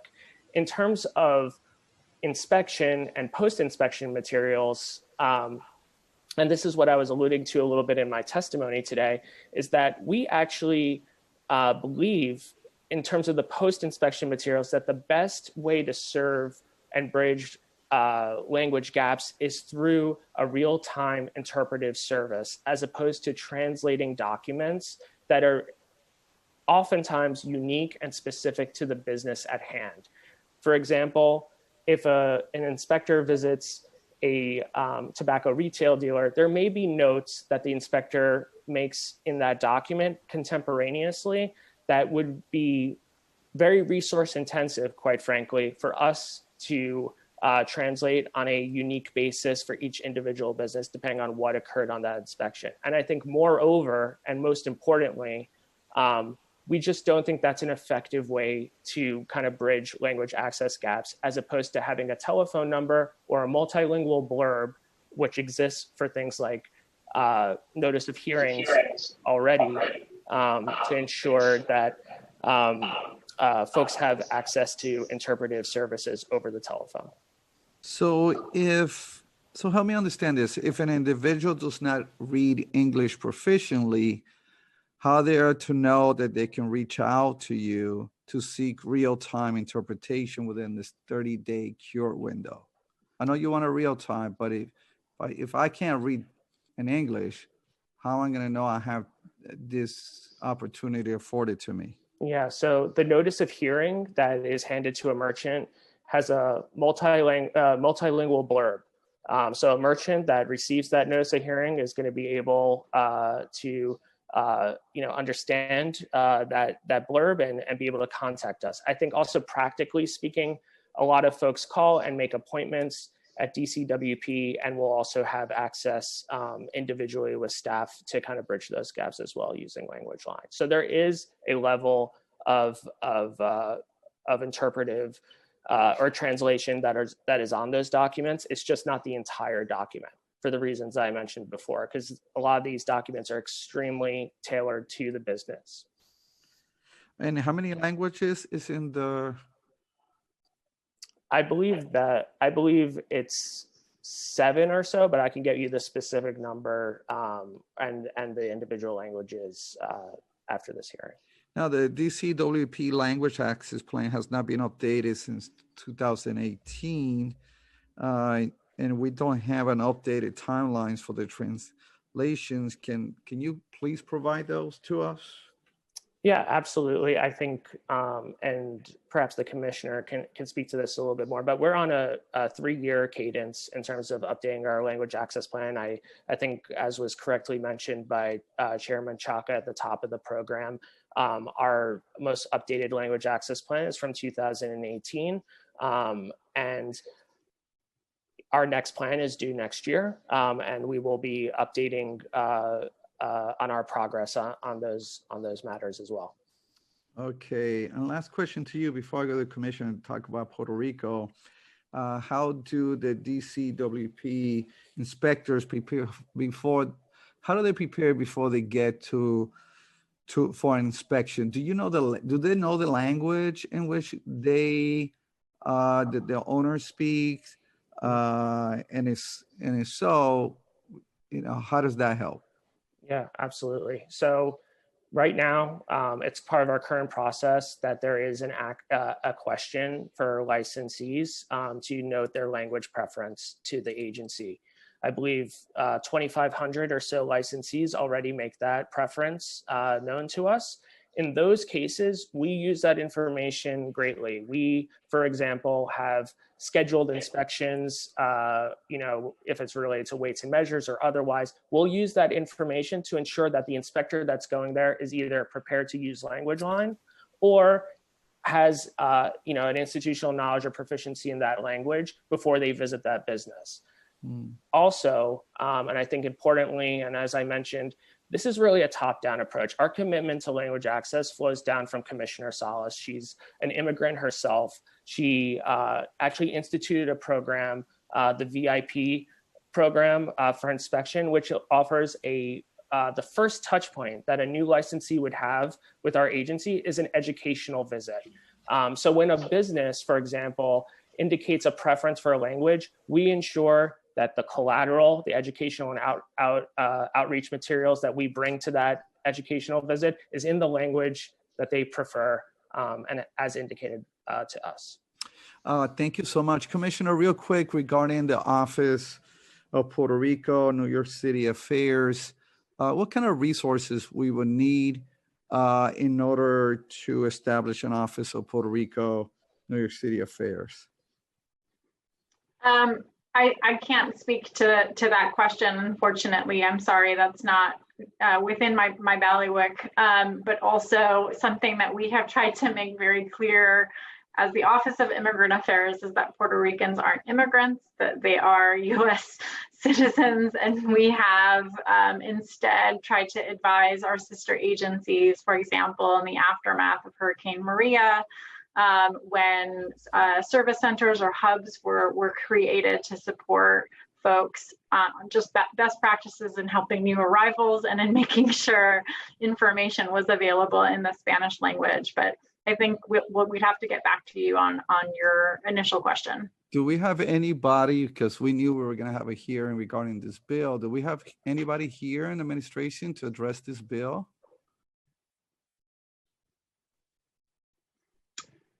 I'll guess our staff will reach to their staff in the back end. Maybe we could get somebody on board, because this is an important bill. I have a lot of questions. I'm sure my co-chair does as well. In light of what happened in Puerto Rico, I don't even know how many people from Puerto Rico came and living here permanently. What would this cost? I mean, this is an important bill. You know, what kind of staffing we're going to need? Do we have, what kind of coordinations do we have with Puerto Rico? Now, I know you mentioned deny immigrants. I will know that, but sometimes it feels like a colony, to be honest with you. And so Puerto Rico in this so-called Commonwealth situation is in they're living in an impossible situation, literally. And I know this goes beyond what the city could ultimately do as a federal government. But I'll appear to my co-chair and I'll give it back to him. That we do need answers, especially since we had a hearing on this particular important bill. And also in light of the fact that Council Member Torres, soon to be a congressman, we have a limited amount of time. I would like for him to get his due. He's right now getting trained to become a congressman in DC. So co-chair, give it back to you. Thank you. Briefly, sorry, I would just add, like with any agency, there would need to be an assessment on the mission or goals of the organization, right? What their infrastructure would need to look like by way of all the things, right? What they're required to do and what is needed to be put into place to do that. That's my understanding generally of how that would work, but I can't speak to more specifics on this question.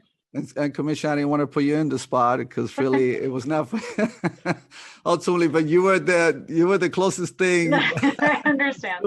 Getting a closest person in the administration to getting an answer here. I didn't see anybody else here, so I had to go your way. But in all fairness to the council member, to the chairs on this committee, and to be honest with you, to Puerto Ricans, we need to have answers, specific answers, so we could move appropriately on this bill. And so with that, co-chair, thank you, Commissioner and Secretary. Thank you. Thank you, co-chair. And I do have some questions, but I do want to emphasize the need for someone to get back to us about this bill. This essentially can move through the council without any response from the mayor's office, and we don't want that. We want to work with you to really build something out. So as a mayor representative, I hope that we can get that. And if it can happen in real time, we'll take it too, and we'll guide you right into this hearing.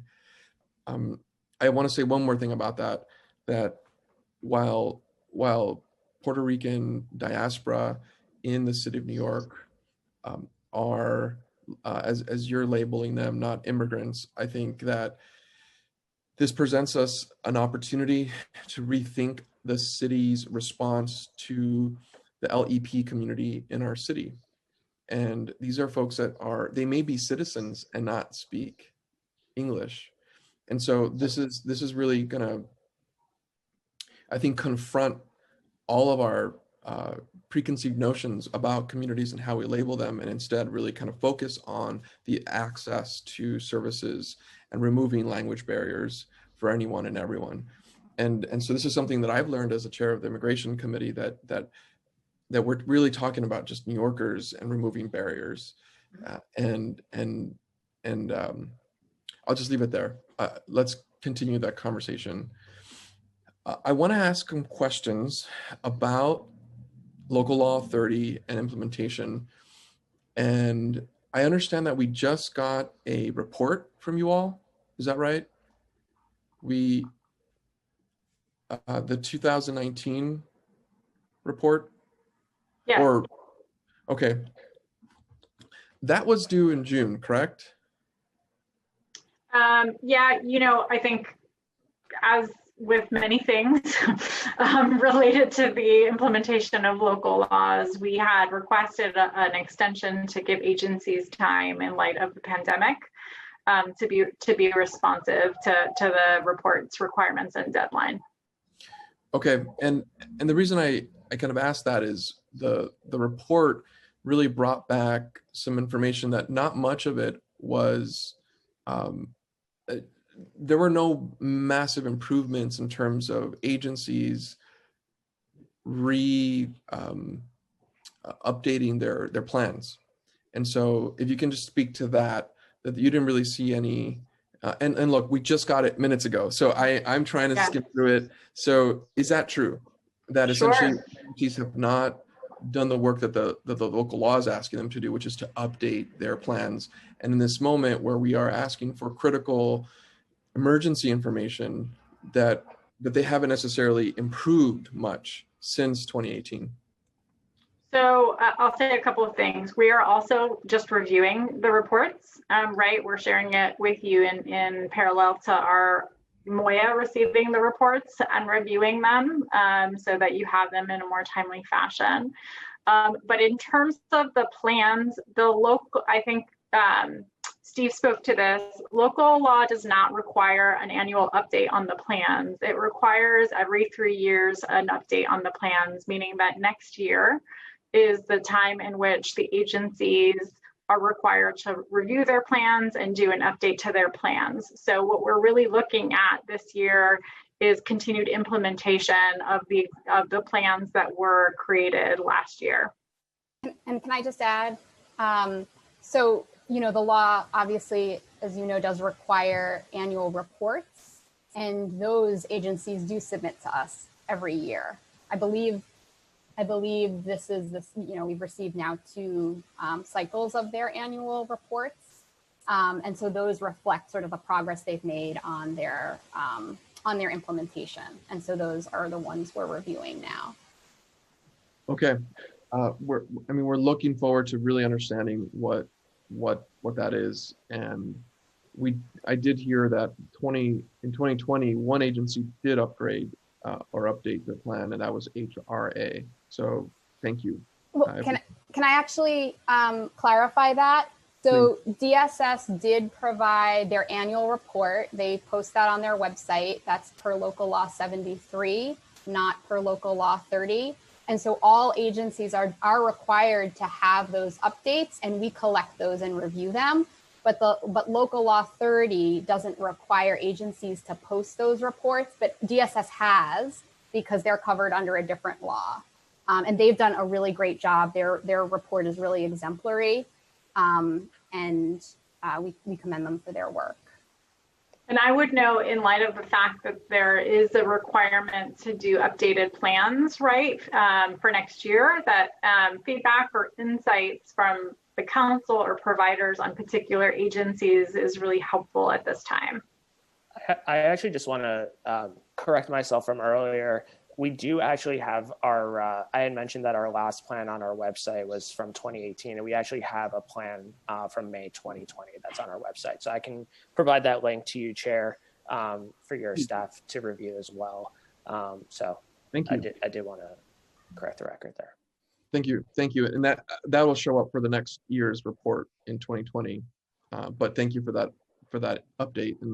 And this is, so maybe to that request, Commissioner, the lag time between the times we get the report and the moment, like here we're getting one that was published in May, but I think that there's an opportunity to do something completely different here.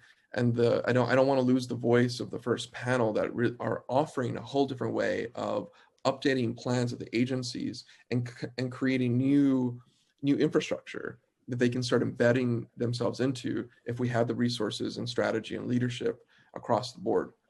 And I think that's more exciting. That's more what we think is not just game changing, but could be quick in implementation. And so maybe that's what we can do, is commit to sitting down and saying, okay, how are we going to anticipate a budget this next June? that has these resources, make sure that that happens so that we can start getting all the agencies to support in this kind of hub kind of way, language access and translations and all the things that we need. So that's not here yet, but that's really the vision I think that I want to offer in response to your willingness to sit down with us. Okay, question. So Local Law 30 of 2017 requires the city to publish the 10 citywide designated languages based on specific formula using census and DOE enrollment data. How often does the mayor's office assess which languages are the 10 citywide designated languages? So we did the initial assessment in 2018 in advance of the plans being developed and implemented.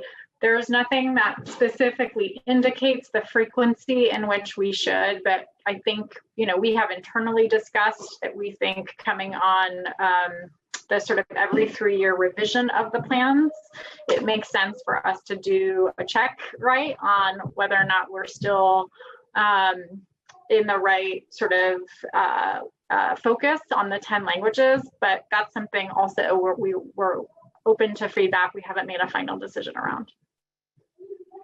Okay, I think we might have some ideas that we might want to share with you all about that. Next, a review of the language access plans of COVID-19 show that very few have been updated. We just talked about that. Which do you think, and this is more of a question about your current conversations, which do you think will be working with you to get those things updated? And maybe that can help connect to the idea that we just had, which is maybe work with them since they're rolling on it to really build this new pilot. Sorry, I'm not sure I understood the question. Are there any agencies that are really aggressively working with you to update their plans, and which ones are they, so that we can work with them to maybe build out this pilot? We work with all of the agencies, right, that are identified under the local law. And as you have sort of the update on progress on implementation of Local Law 30. And so part of our job at this point is, while continuing the existing efforts, is in reviewing the updates, ascertaining sort of where we want to or will need to focus by way of additional supports or needs to get people to stronger places. I think on the plans, that's people have not yet begun their work on the plans. Those are due next year. So as I said, this is an early time to start conversations around what those could look like. Okay. Is Moya copied on the language access complaints that 311 receives? And if so, how does Moya work to ensure that these complaints are addressed? Yeah, so we've been working really closely actually in the last few months with 311 at trying to address what we think are just systems that can be better, and ones in which we can all do a better job of being held accountable to. So we're changing, this is technical for 311 purposes, but we're changing the sort of label or tag that these complaints receive, so that now they get essentially held also by DoIT, so by the 311 team as well as our office, and they are delivered to an agency with a period of time to resolve them, which is not what currently happens. So it's harder to sort of be to do a follow-up or to be responsive to them. So this is a bigger systems change that DoIT has been an incredible partner with us on, as now sort of taking over the implementation of 311, and we hope we're already sort of in the midst of changing this process, and we'll hopefully have a sense soon of when it will be complete. So having a district office where we are constantly being challenged to communicate multiple languages, and even we are going through evolution often about how we do that, how rapidly can we do that, and building out the staff to make that happen, and working with partners. We think a lot about feedback And so I'm thinking about 311 as a place where people can go to make a complaint or make a suggestion. Does Moya have a mechanism in which they let people know that 311 is that way through to the city to say, hey, this didn't work for you, so tell us. And what does that look like? Yeah, we do it in a few ways, and progress has been made already systems-wise. I should acknowledge on the 311 side, in that those complaints can be recorded now without having to call, right? Which didn't previously exist. That's within the last year, and now again we're trying to improve that system in the way that kind of accountability and solutions, I should say, have to happen from the complaints. So that, you know, that's been one area of focus, is just that systems and sort of operations question. In terms of educating people on this avenue of submitting complaints, it's a part of the work that we do as an agency in terms of ensuring people know kind of what their rights are and what to do in the event that they're not receiving information in the languages that they have the right to. We additionally work to ensure that this is a part of the training that we work with our Know Your Rights providers around. And it is also a part of what our constituent services team will identify and help to address.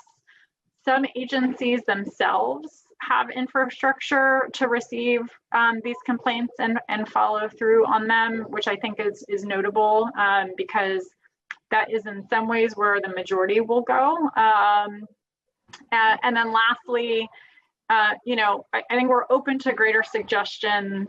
I think we recognize that a lot of people are receiving this, a lot of people who are LEP aren't necessarily using that 311 channel, right? So we've been open to thinking through better ways of directly receiving the information or working directly with sister agencies. We've worked with the Mayor's Office of Operations to work directly with agencies at looking at their services on our own, right? Without waiting, if you will, for complaints to come in. But we're certainly open to additional suggestions. One other way that we've raised awareness. Oh no, Anne went on mute. Can we unmute Anne? Okay, go ahead. I think I'm back. One other way that we've raised awareness about the complaint channel is through developing multilingual signage, which we've distributed, and so some agencies have that in their walk-in sites as well. Got it. Okay. What guidance has the mayor's office disseminated to agencies about serving the LEP population that do not speak one of the 10 designated languages during an emergency? I will start, but really, Anne, you and Ken lead this effort, so you should really speak. We, as I said, we work closely with OEM during any emergency effort. They will activate what is our language access task force, and Anne usually or Ken will join immediately to help assess what the language needs are for a particular population or community in that emergency effort, and work directly with the agency that's the lead agency to put into place the right measures, right? Whatever that might look like, and to make recommendations. And so, Anne, you want to speak maybe more to specific, maybe past emergency efforts and sort of what that looks like, or even in COVID, how we worked initially? Yeah, I mean, I guess, you know, one of the things we did with the task force initially is advise that DOHMH expand the number of languages that they translate materials into. So they began translating into additional materials. Other agencies do that too, based on their demographics. So, you know, TLC often translates beyond the 10 into Hindi and Punjabi. DIFTA translates into additional DOT based on their demographics. And then Moya, you know, internally has gone beyond that. I believe we've tried to expand the number of languages where communicating with, I think in 2019, we translated materials into 40 some odd languages. This calendar year, it's been, I think, like 54 languages. So, we're trying to be responsive to going beyond the local law 30 languages. Okay. Please describe how the mayor's office tests emergency messaging. So emergency messaging is led by OEM, and they have worked to launch at least more consistent platforms, right, in Spanish and in Chinese language for folks. And so we've been working with them on those improvements, but also in looking sort of more broadly at additional languages. We know that there was a recent error in Spanish translation of this on the schools closing messaging, and we have been in conversation with OEM at ensuring that that doesn't happen again. And so while they did have secondary review of those messages already in place, they're now adding a third layer to ensure that that doesn't happen again. Thank you. I know we're all moving so fast, but these things have consequences, and yeah. I'm thankful that you are looking at that. And I'd love to work with you and try to figure out how and what you need from us to ensure that that doesn't happen again. Thank you. Let's talk about the census, because the census became this really collaborative effort where we saw the need in different ways. The council was committed to bringing the resources, and we did. And the office of the census went at it and was confronted with the pandemic, and they got us to 2010 numbers essentially, which is a heroic feat, I think, in a lot of ways, in where we are right now in communication, and the fact that immigrants do not trust government right now for all these different reasons. So all that aside, I'd love to know about that success in reaching LEP immigrant communities through channels like WhatsApp and WeChat and Kakao. What has Moya done to really extract that learning and build out a different plan and incorporate it into how you're updating agency plans and doing all the good work?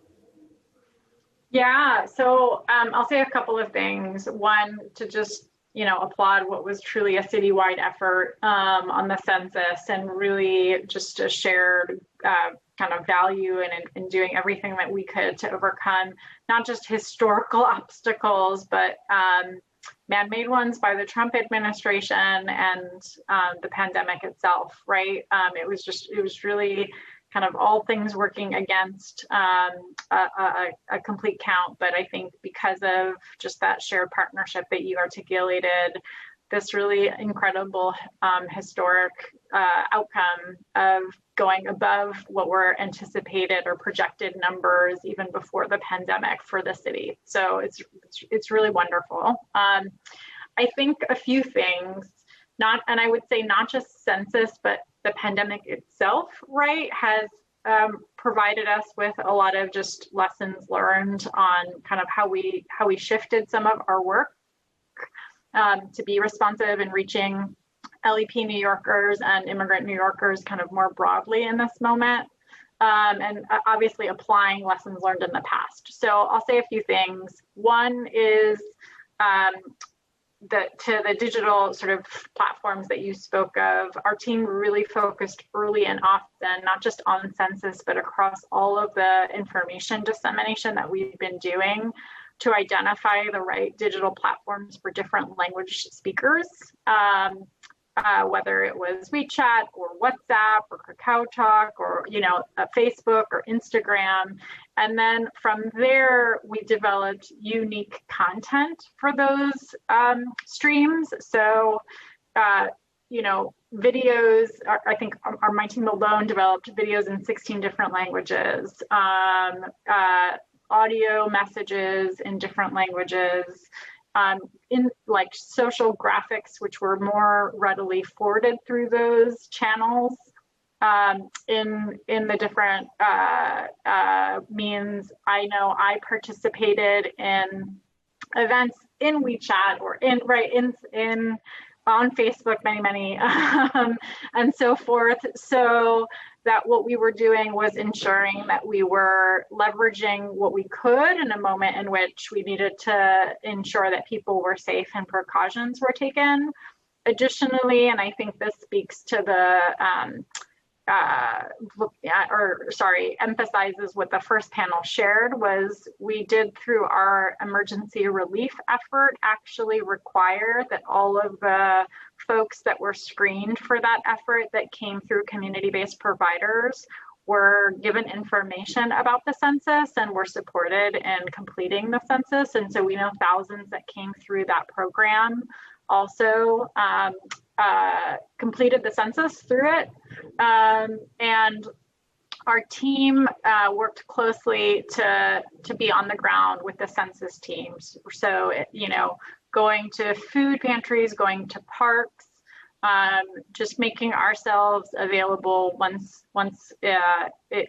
we were able to, right? And ensuring that our team was deployed that spoke the languages of the communities that we were going into. So those are some of the efforts. And to your point, I think one that I didn't know also was around website accessibility. And we sort of worked to try and address some of that by producing additional guidance and doing additional trainings with folks. So those are some of the lessons learned that I think will, consistently be ones we're looking at in implementation around and advising around. Anne, do you want to add anything to that? I don't think so. Okay. Yeah, and I'm looking forward to seeing all those improvements in the agencies that are in the middle of improving their and updating their plans to communicate. Is that something that we can expect from these agencies, really embedding everything you just laid out in terms of the kind of victories and the work that you all did as an agency working with census team across the whole city apparatus? It will certainly be a part of the efforts that we undertake around this work, for sure. Yeah. Okay. Thank you. We have another question. What guidance has the mayor's office disseminated to agencies regarding language access provision for populations with lower rates of literacy in their native language? How has the city prioritized disseminating critical COVID-19 related information in non-written formats, such as video or even audio? Yeah, I'll start top line, and then Anne, you should get more specific. So we did talk a great deal about this, specifically with DOH and looking at how we were disseminating information. So DOH moved pretty quickly to video as well in the kind of creation of their information, right, in different languages. As I said, our team worked to do audio messages as well as really plain language and simple graphics in different languages, as well as video recordings or tapings in different languages. So sort of utilizing those kind of various mediums to try and disseminate information in different languages. But Anne, do you want to add anything by way of sort of systems and guidance around this? No, I mean, I think it's just an area of ongoing work to make sure that all agencies are aware of these different ways of communicating with their limited English speaking customers, and just kind of continuing to push out the way we've done it and how they can kind of do that work as well. We focused on website accessibility, like digital accessibility in the early months because it was necessary. And then, as I said, worked directly with certain agencies that we knew were kind of launching big efforts to think through some of these pieces. So one example is around MOPT. Maybe we could talk. You want to talk a little bit, Anne, about how we supported them? So tenant protection, as well as the Mayor's Office of Sustainability. Yeah, sure. I mean, so for MOPD, we did a lot of work with them to support their translation efforts and making their website more accessible. We worked a lot with OCME over the summer to make their website more accessible. They have a multilingual banner, I guess you would call it, on their homepage. And when you click on any one of the 10 languages, it says, you know, info in Spanish, info in French, and then you get a page of information in that language. And so we've really been providing kind of elbow to elbow technical assistance to agencies just to improve that piece of it. Thank you for that. I have a few more questions before we head to the public testimony. And I also want to acknowledge Councilmember Ilanis Rodriguez, who has joined us. So my next question is about emergency preparedness plans, and NYCEM's plan states that the Interagency Language Access Task Force would be activated if the needs of an affected population exceed the capacity of that responding agency. So tell us a little bit about this task force, who staffs it, the criteria for this activation of the Interagency Language Access Task Force. Jan, you want to take it? Sure. So like you mentioned, there are a number of different triggers that can be met in order to launch the task force. We usually consult very quickly with the NYC Emergency Management Office to activate the task force. It's comprised initially of NYSEM, MOIA, the lead agency. So obviously in the case of COVID, that's DOHMH. And then DSS is also usually involved in the beginning just because they're a big agency, and then others as needed. But what we try to do is right away figure out what are the language access challenges. Does the lead agency have the resources they need? What are the language access challenges the lead agency may be experiencing? And how can we coordinate our resources? So a few of the initial things we did in that task force back in March was, obviously check in with DOHMH. How's your vendor? Are they, giving you translations in the turnaround time that you need? Do you need support of any other agencies in terms of language services? We, decided to expand the number of languages to 25 languages that DOHMH materials would be translated into. We knew there was a challenge with quickly disseminating multilingual content.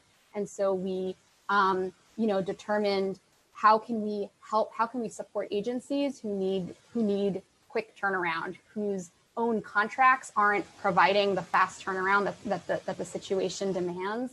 And so we had a few pro bono resources come our way. We figured out internally who should coordinate those resources. MOIA wound up coordinating those resources, and we were able to offer some pro bono services to agencies so that they could get faster turnaround. And the Language Access Task Force is just one piece, right? There's still, outside of the task force, MOIA is still working with all agencies and in touch with language access coordinators and fielding requests from agencies. We expanded our language services contract so that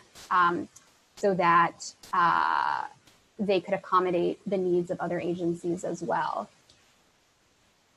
And just as a side note or a connection to some of the other questions, that contract that you just spoke to right now, is that still part of the 5 to 10 million increase of the larger? No, so that's a good question. Additional. Yeah, that's an addition. In addition, okay. It'd be great to work with you on the in a more kind of direct way to kind of get a sense of what we're talking about, because I think what this hearing is really showing is that there's a lot of infrastructure here, and we're really trying to understand what's keeping us from filling the gap that this hearing started with. And so a couple more questions about this task force, because I think it's interesting, or a question that can help illuminate some of the issues. Are the needs of a single LEP language population considered enough for the task force to activate? So one single LEP community. I mean, we've seen that with like I think in your district, right, with a fire in a residence, it was mostly Chinese language speakers who needed additional support, and we activated the task force for that, right? So we have definitely seen various instances where it's really one focused language. Very often we'll work with not just the lead response agency, but our office and community affairs in those instances too, to ensure, I think, again, speaking to some of the best practice that the first panel spoke about, just the relational and cultural competency response, particularly in emergency where people are rightly upset and aggrieved, and that is really an important part of the language access work as well. And thank you for that. I remember that, and that was a really beautiful partnership that got a lot of people connected to services, especially with the housing piece. That was not easy and that was a long commitment, really, at the end of the day. So thank you for that. This is another kind of angle to the same question and idea. If just one agency's capacity to respond to a situation in language, in the language that is required, is overwhelmed, if they are overwhelmed, would the Language Access Task Force be activated? So there's an agency, they're trying and they can't get it. Would that trigger? Go ahead, Bita. No, I was going to ask for clarification of the question. So if you've got it, go. I think I understand the question. It's more when the lead agency, so, NISM has all these playbooks and they assign lead agencies for various emergencies. So, DSS is the lead agency for disaster service centers. In the aftermath of a hurricane, if there's a disaster assistance service center, DSS is lead. DOH is lead in this case. So if the language needs are greater than the lead agency's capacity, that is one of the triggers. So I don't know if that totally answers your question. Yeah, we want to get a sense of this because we're obviously moving towards the direction to build out this system, and so we're trying to figure out what causes a moment where there is extra support, and whether it's a language, whether it's an agency that's over capacity. And really how to work with you to figure out how we can offer resources. How do we resource? And you've heard about the language bank. And maybe this is an opportunity to talk a little bit about your support for the language bank and what that might be for this larger conversation. Sure, I can start.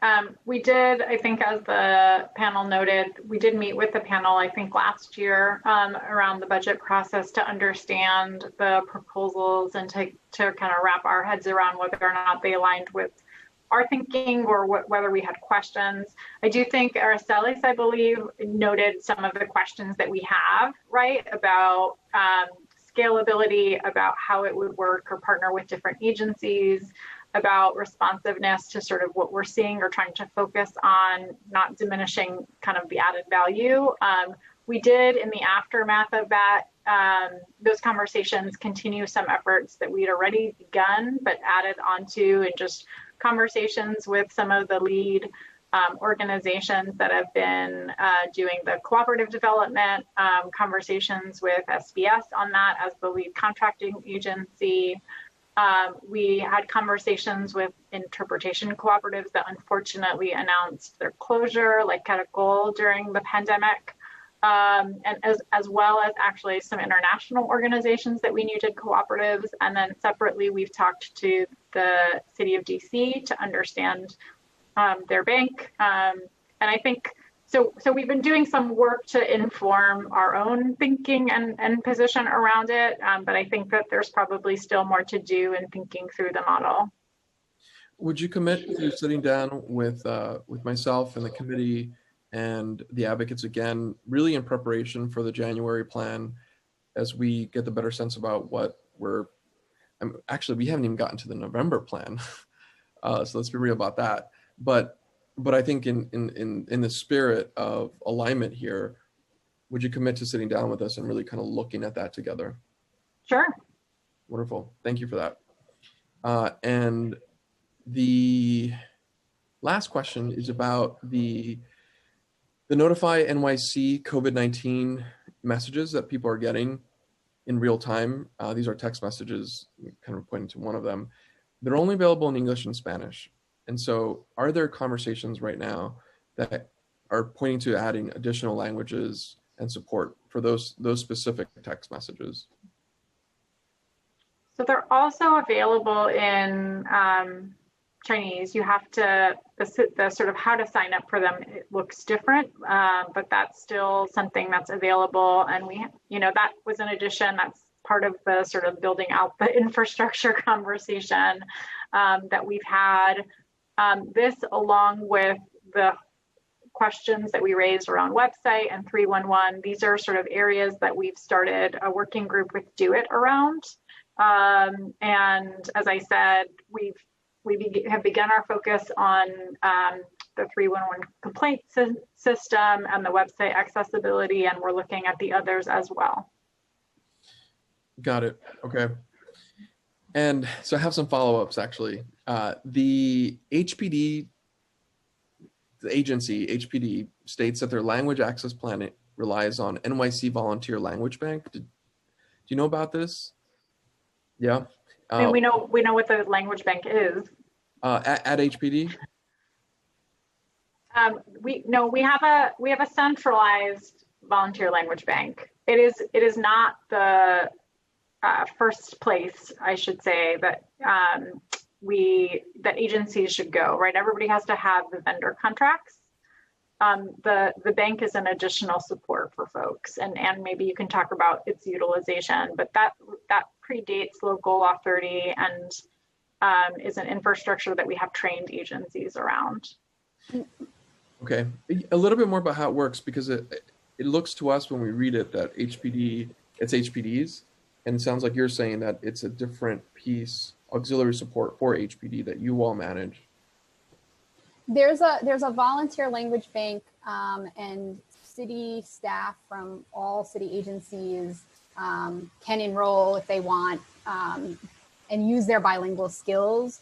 We advise agencies that this resource be used, for example, for translation review, but that agencies get contracts with professional vendors.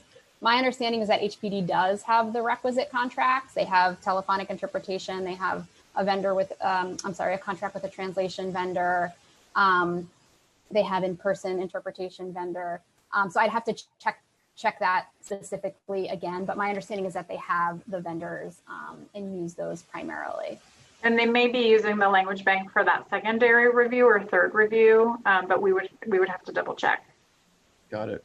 Yeah, that's really curious. I would love to come and learn more about how that works and what agencies are utilizing it that may not have reported that they're using it, and just seeing where the flow of energy is going to city agencies and why they're using it.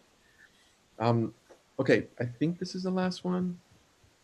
I think this is the last one for me. Okay, SPS. At first, SPS did not share information about the city's small business loan program, except for English. So first it was just in English. And unfortunately, as a result of the delay in publication of that information on digital platforms, et cetera, to LEP populations, many LEP business owners were unable to access the urgent assistance. SPS's own language access plan states that it incorporated an emergency preparedness plan to ensure that LEP customers are able to access the language service during an emergency. But it's not clear if and where that plan exists and whether it was implemented. So if you can kind of talk a little bit about that, and I don't know if you've worked with them on that since that moment happened less than a year ago.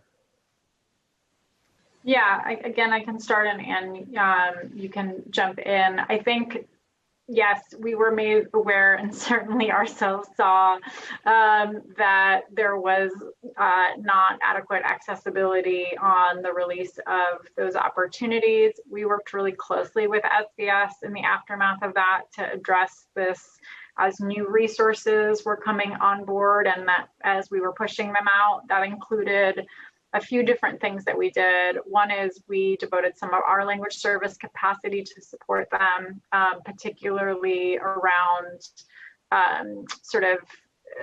I think at the time when the next sort of payroll protection program came out and was being administered, we also worked to provide added capacity on virtual engagements in different languages to support them, and the development of graphics and the videos and all the measures that I previously talked about in different languages to help disseminate them.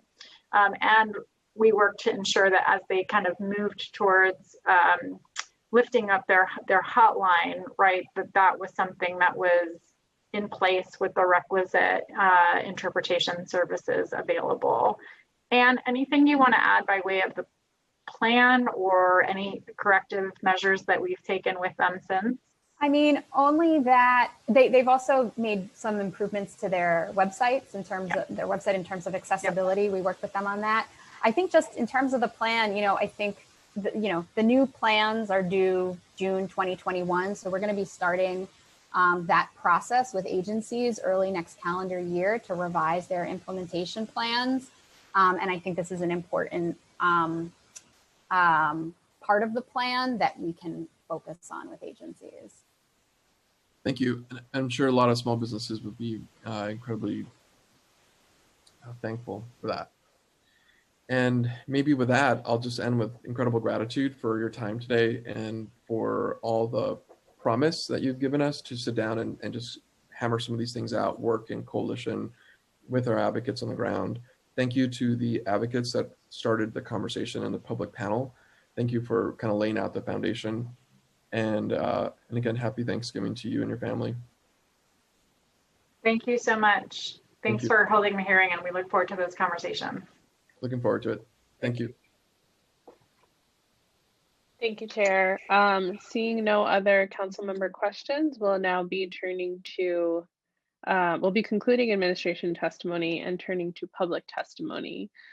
I'd like to remind everyone that we will be calling on individuals one by one to testify, and each panelist will be given 3 minutes to speak.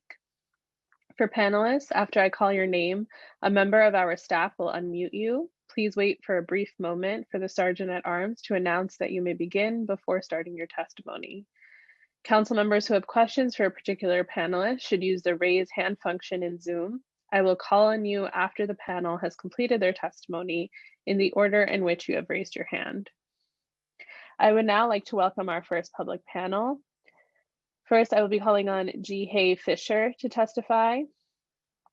After that, I will be calling on Ramatu Ahmed, followed by Alexandra Lee, followed by Hallie Yee. Jihae Fisher, you may begin when you are ready.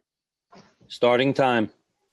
I would like to thank Chair Menchaca and Chair Cabrera and the members of the Committee on Immigration and Government Operation for the opportunity to testify. My name is Jihae Fisher, and I am the Executive Director of the Korean American Family Service Center. We provide social services to the immigrant survivors and their children who are affected by domestic violence, sexual assault, and child abuse. All our programs and services are offered in a culturally and linguistically appropriate setting.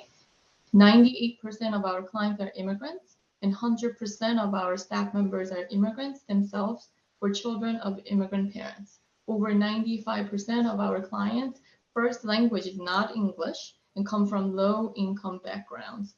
During New York State on pause and throughout the COVID-19 public health and economic crisis, KFSC responded to a 300% increase in calls to our 24-hour hotline. 88% were related to DV, domestic violence and sexual assault and child abuse. Between February and July 2020, KFSC served 915 individuals and provided 19,802 services related to domestic violence and sexual assault. Our frontline essential workers met the increased need and provided in-person crisis intervention, counseling, case management, and other supportive services, all in a culturally and linguistically appropriate setting.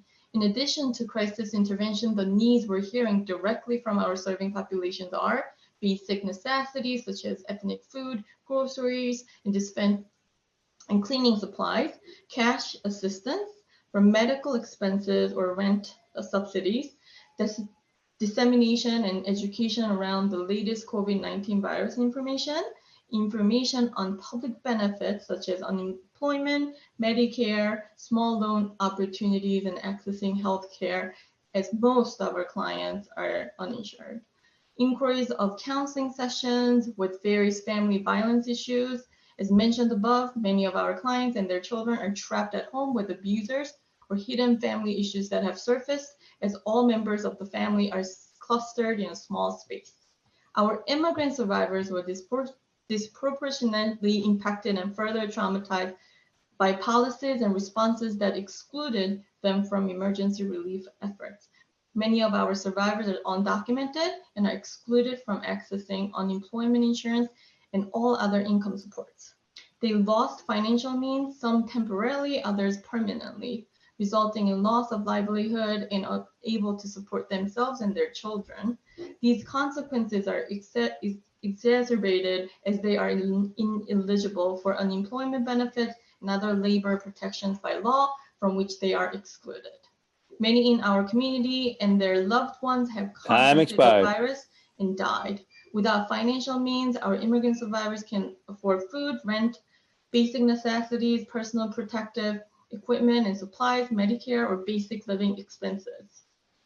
Current policies do not account for immigrant workers who lost their legal employment status as a result of the COVID-19 pandemic. These gaps result in uncertainty and fear of deportation as another hurdle to overcome in an already overwhelming and desperate situation. Furthermore, our immigrant families were affected with the shift to remote learning. When schools closed in March, our Kodori after-school teachers spent extra hours to bridge the digital gap. Many of our families have multiple children, majority did not then, and so do not have the adequate number of digital devices for virtual school. Challenges due to limited English proficiencies already increased existing issues due to family violence at home, poverty, and cultural differences. Particularly the COVID-19 pandemic and subsequent closings of schools and business highlighted these gaps even further. Thank you again for this opportunity to testify. And I thank you for your time again. Thank you.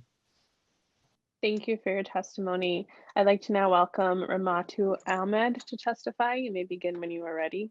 Time starts now. Thank you very much for inviting me. My name is Ramatu Ahmed, and I am the founder of the African Life Center, serving the African community in the Bronx and other boroughs in the city.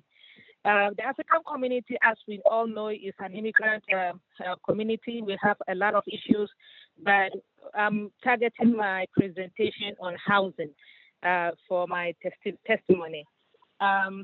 It is an honor to testify on housing for the African community. And the housing issues, among others, is the overburden rent that most people can't afford. And I really care about housing because of safety, which is number one for every human being to live in harmony. It is also evident that housing as their permanent abode for people can contain the spread of the virus. And again, it's a testament as to what we are seeing now in our country. When people are assigned to a house, they are traced easily, and then when tested for COVID-19. So providing them with housing prevents also crimes from happening in the society. Unfortunately, information on housing doesn't get to the African community. Those with the information, those Africans or people who have the information, they also lack the skills to access the services. For instance, filling out the application. And when I received invitation to testify on behalf of the African community, I sampled community members and asked them questions about their experiences applying for housing. And I had stories from first and second parties on efforts they encountered in applying, but all to no avail. Some do ask their children to fill out the application, but they also fail to do so. They fail to get the positive result. Some also complain they apply, but are always told they will be called, and it never happens. For using Housing Connect to access housing, it is also difficult for most of them, but also stressful for people with English as a second language, and again for seniors. Programs like Housing Connect Ambassador Program don't have African organizations contracted to organize rent and financial counseling to the community members. So I want to line up the challenges. Number one, the Housing Connect program, ambassador program, is not felt in the African community. There is also difficulty locating apartments from 1 to 4 bedrooms. Navigating Housing Connect becomes cumbersome for most people.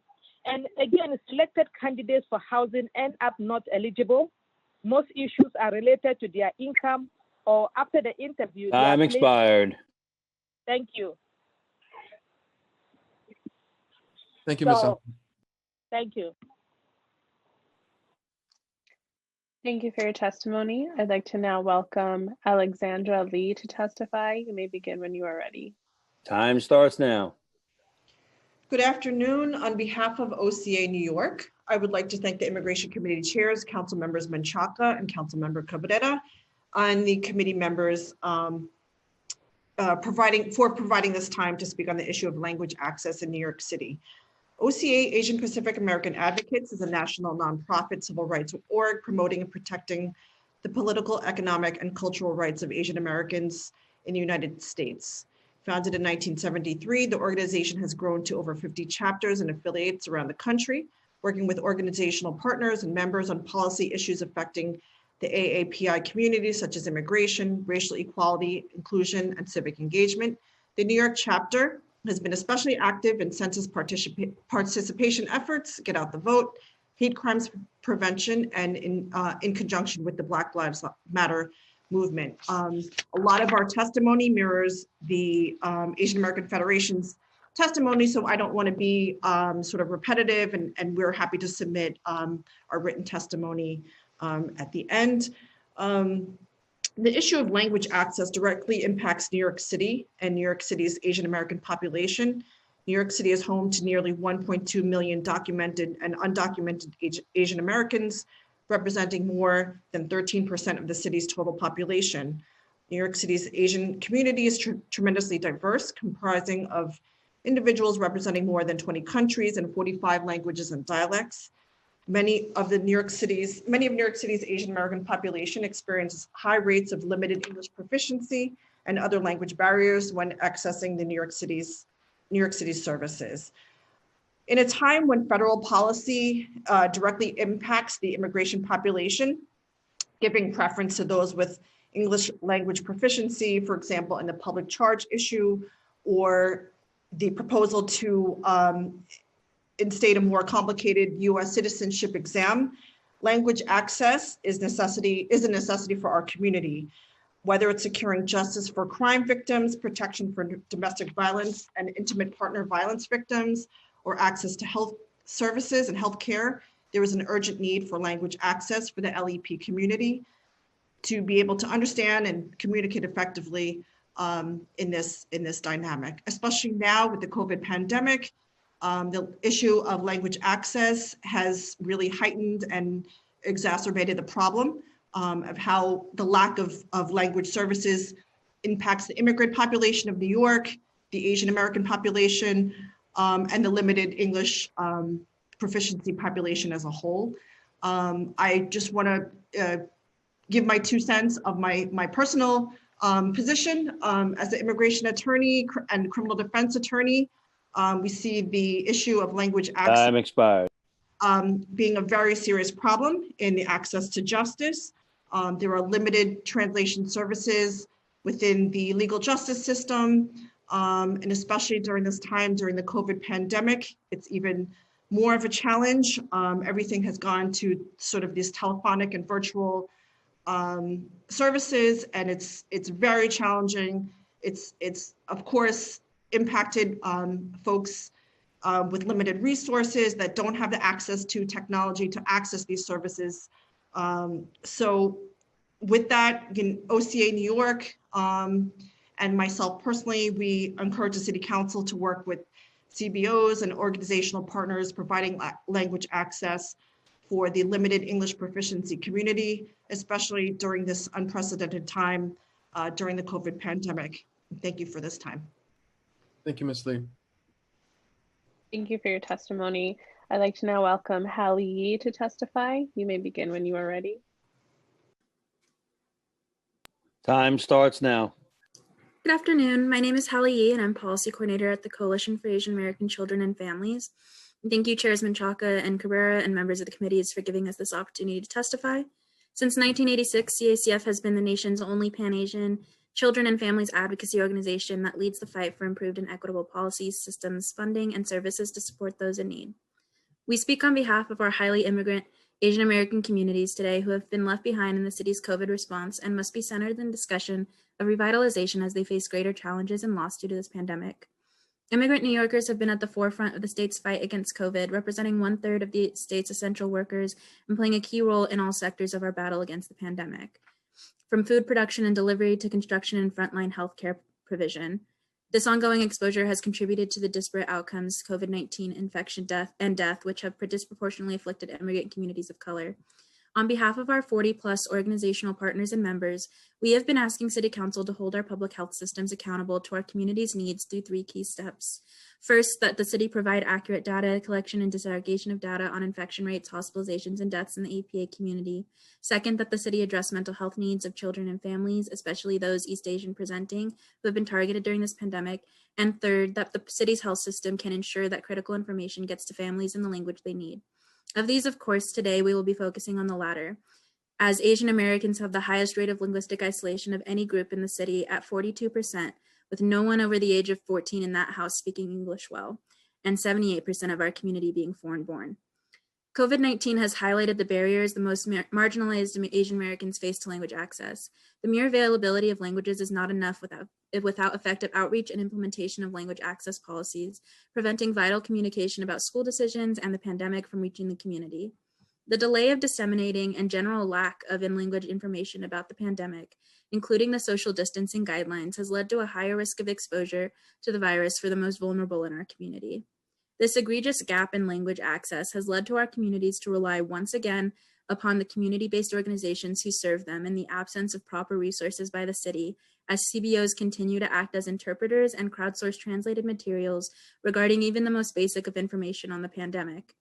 Outreach to the most marginalized pockets of the community must be prioritized. Without it, their health and very lives are endangered if they are unable to communicate with their healthcare providers, their schools, and city agencies.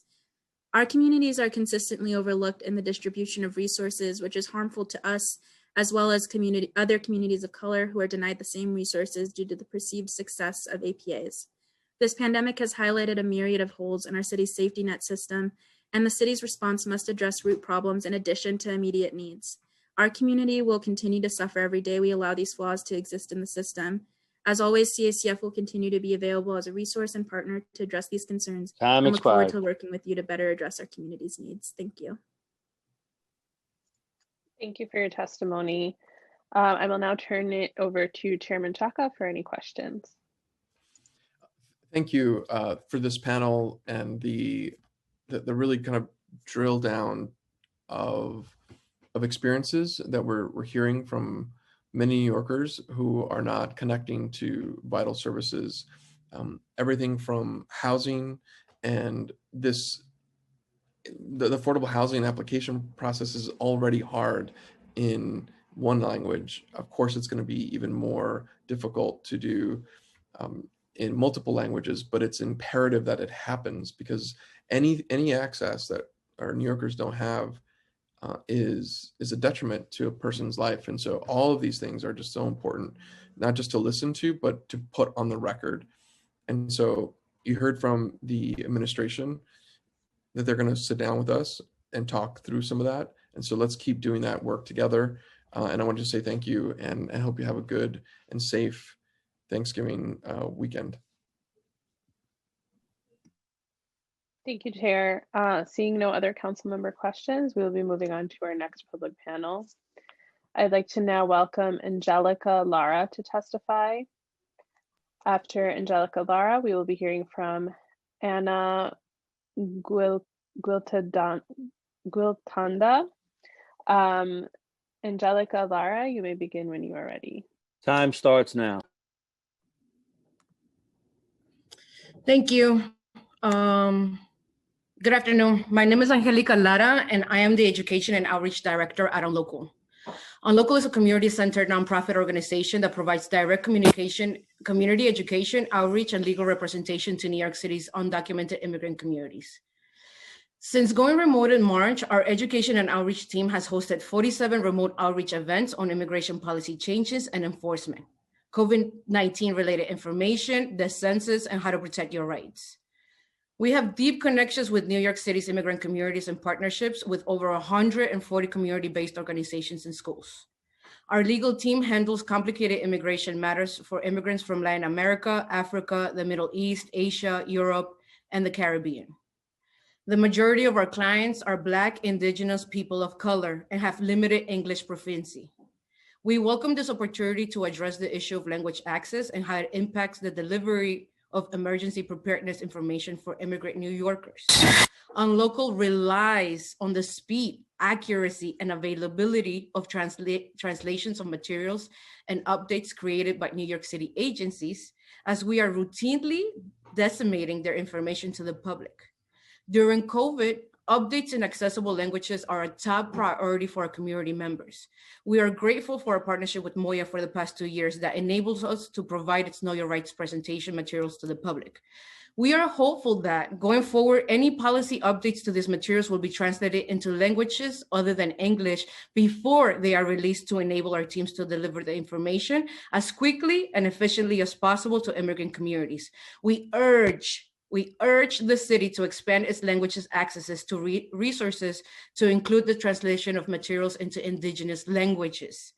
As COVID relief programs develop, we continue to see the undocumented people are left out, despite the fact that so many of them make up New York's essential workforce. Rent relief must be expanded and extended. Small business grants must be revamped and made accessible to immigrant business owners. All webinars must be held in such a way that makes them accessible to those who speak languages other than English. Not having access to resources and information that you can understand has a profoundly negative impact on people's well-being, and it has a direct correlation to health, housing stability, food access, and mental health. To be able to truly call ourselves a sanctuary city, we must provide accessible information to our immigrant communities and include them in our emergency preparedness planning process, both as decision makers and beneficiaries. Thank you. Thank you. Thank you for your testimony. I'd like to now welcome Anna Guiltanda to testify. You may begin when you are ready. Time starts now. Good afternoon. My name is Ana Guiltanda, staff attorney in the Family and Immigration Unit in Legal Services New York City. Legal Services New York City's advocacy for the past decade has led to language access improvements with the NYPD, NYCHA, and New York courts. About Local Law 30. Although city agencies have made efforts to implement it, they are not sharing essential information in effective and meaningful ways. In many instances, immigrants cannot access the information, including emergency preparedness plans during COVID-19 due to technological and digital barriers. This leaves immigrant communities in the dark and unprotected during a time when they most need to access city services. It is our clients who bear the brunt of city agencies' failure to meaningfully comply with Local Law 30. Many of our clients could not find COVID-19 testing sites using the city's websites. Many families with young children did not know how to sign up for SNAP benefits and did not know which schools were providing grab-and-go meals. Others cannot pay rent because of loss of income and continue to struggle under the weight of rental arrears. This is made worse because they cannot navigate the HRA website. One client recently divorced and has no financial support. She struggled to get HRA benefits, and the agency did not translate information into Bengali for her, even though it is a covered language under Local Law 30. We have the following recommendations. First, we urge city agencies to use Executive Order 47 to provide essential information to LDP communities by using ethnic media platforms that specifically cater to those communities. Second, agencies must provide essential information to LEP individuals in creative ways. For instance, agencies should use informational videos and short tutorials that LEP individuals can easily access and share in multiple platforms. Third, agencies should also consider the use of social media platforms and networking sites commonly used by LEP individuals, such as WeChat and WhatsApp, to effectively convey essential information. Fourth, city agencies must create emergency preparedness and response plans, implement them meaningfully and promptly in emergency circumstances, and make them accessible to LEP individuals in at least the 10 designated city languages. Thank you to the committees for providing us with an opportunity to testify today. Thank you for your testimony. I'd like to now turn it over to Councilmember Menchaca for any questions. Yeah, thank you. Thank you both for being here today, and really with more recommendations that are going to be part of how we engage the city in the next few months as we both look at resources, i.e. putting something in the budget, and a new strategy that looks at local or executive orders. And you just gave us some interesting executive orders to really push other opportunities and operational requests from the city to support our essential workers and our immigrants. And I think maybe what maybe I'll ask this question, because we're at the end, and we've all been listening to a lot of information, and I still feel like the advocates need to be driving the policy that ends up being implemented, because it's not whatever the city's doing right now, it's just not working.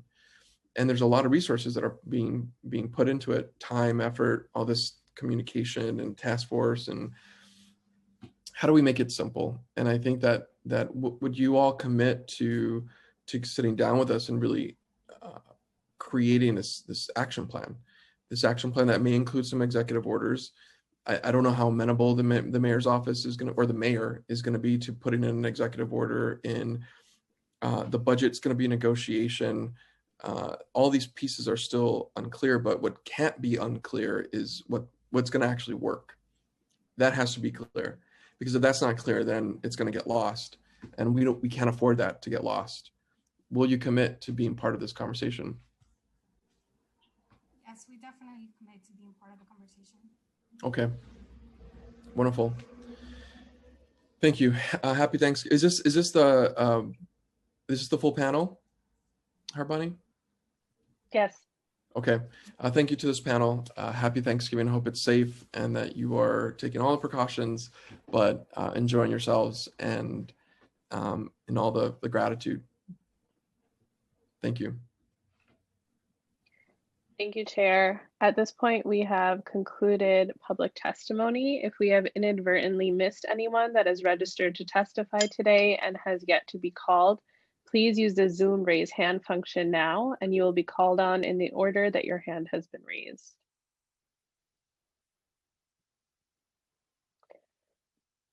Seeing no hands, I'm going to turn it back to Chairman Chaka for closing remarks. Well, I want to thank everyone for being here today, our chair, Cabrera, and I, and all the members of the committee who were here to listen to the testimony of our first public panel, hear some responses from the immigration, MOIA, the Mayor's Office of Immigrant Affairs, and other city agencies, and their commitment to sit down with us and figure this out.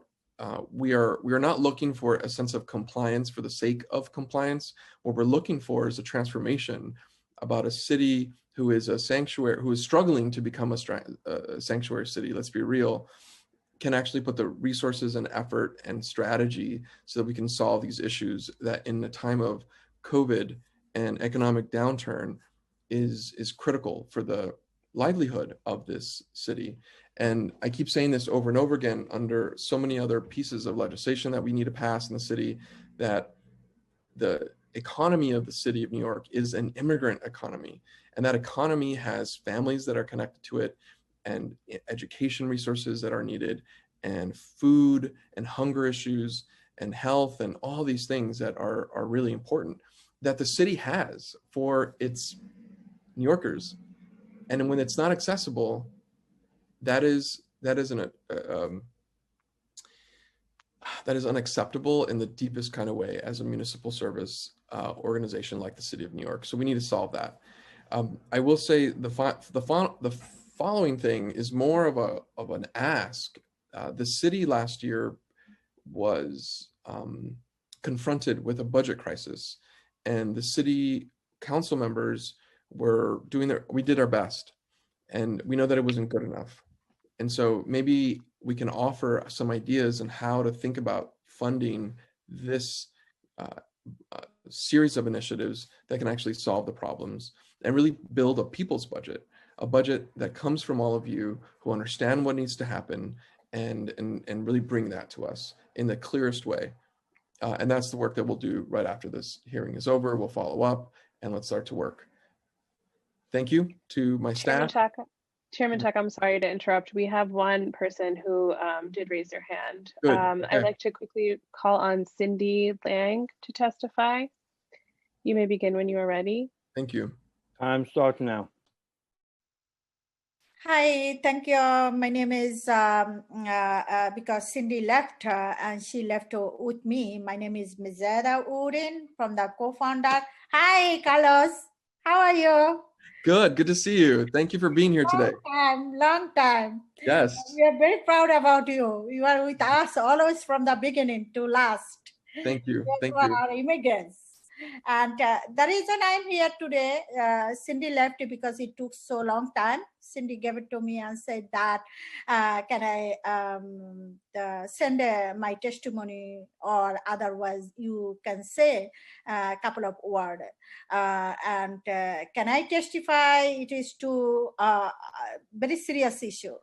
Yes, because I please. represent South Asian community, and it is very lacking that we are not getting as fun now as the immigrants. We are not treating oil as fun now in the city pandemic times. Still, that is serious issue, and I can testify now. And my name is Mizada Urin, and volunteer from I am the co-founder of the South Asian Fund for Education, Scholarship and Training.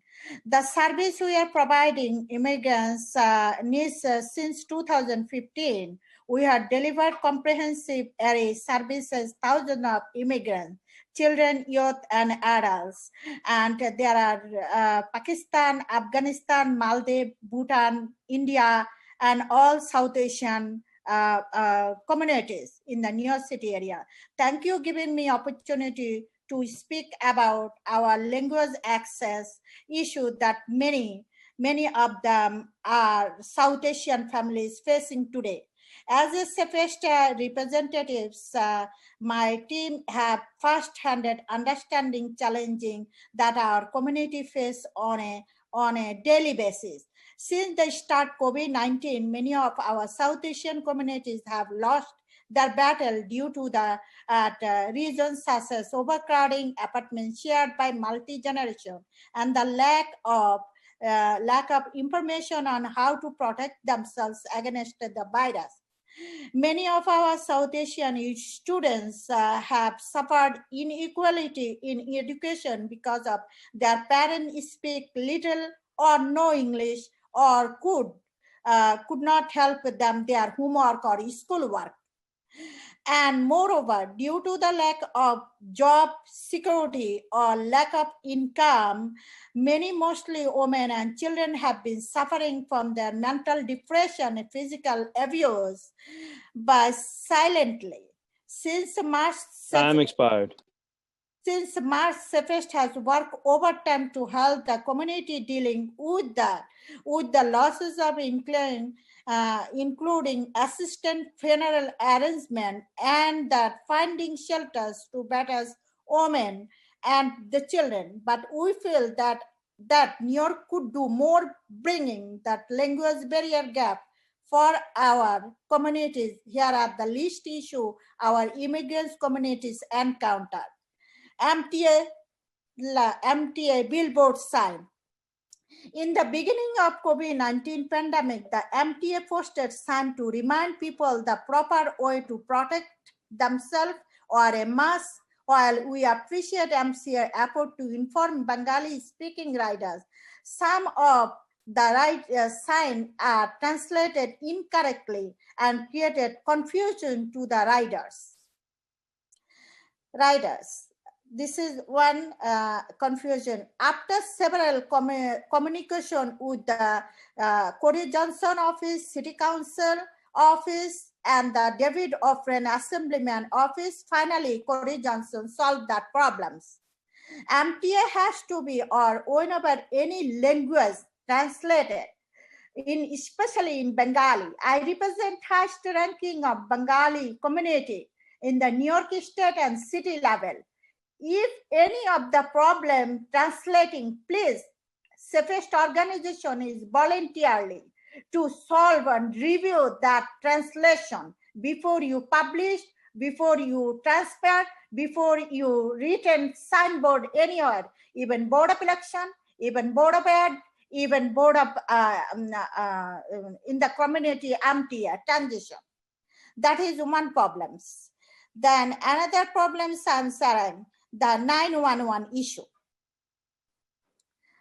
That 311 issue. Since the start COVID-19 pandemic, Safest has made numerous 311 calls to request get food near city emergency home food delivery on behalf of community members. That they are our most vulnerable population in our community. They are the ones who cannot go to or make a call outside, have no one who can help them to get the food.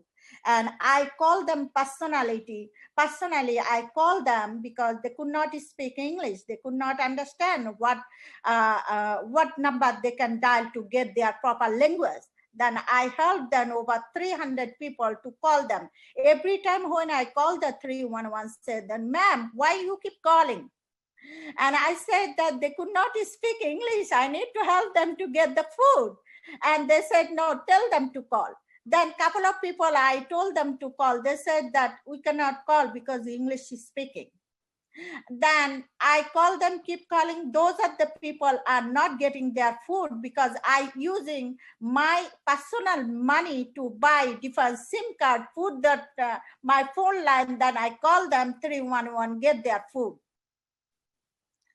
And this is one issue. And then another issue is 911. Two of the victims, one is a Brooklyn, one is a Bronx, one is the Jamaica Hills. One of the victims called for domestic victims.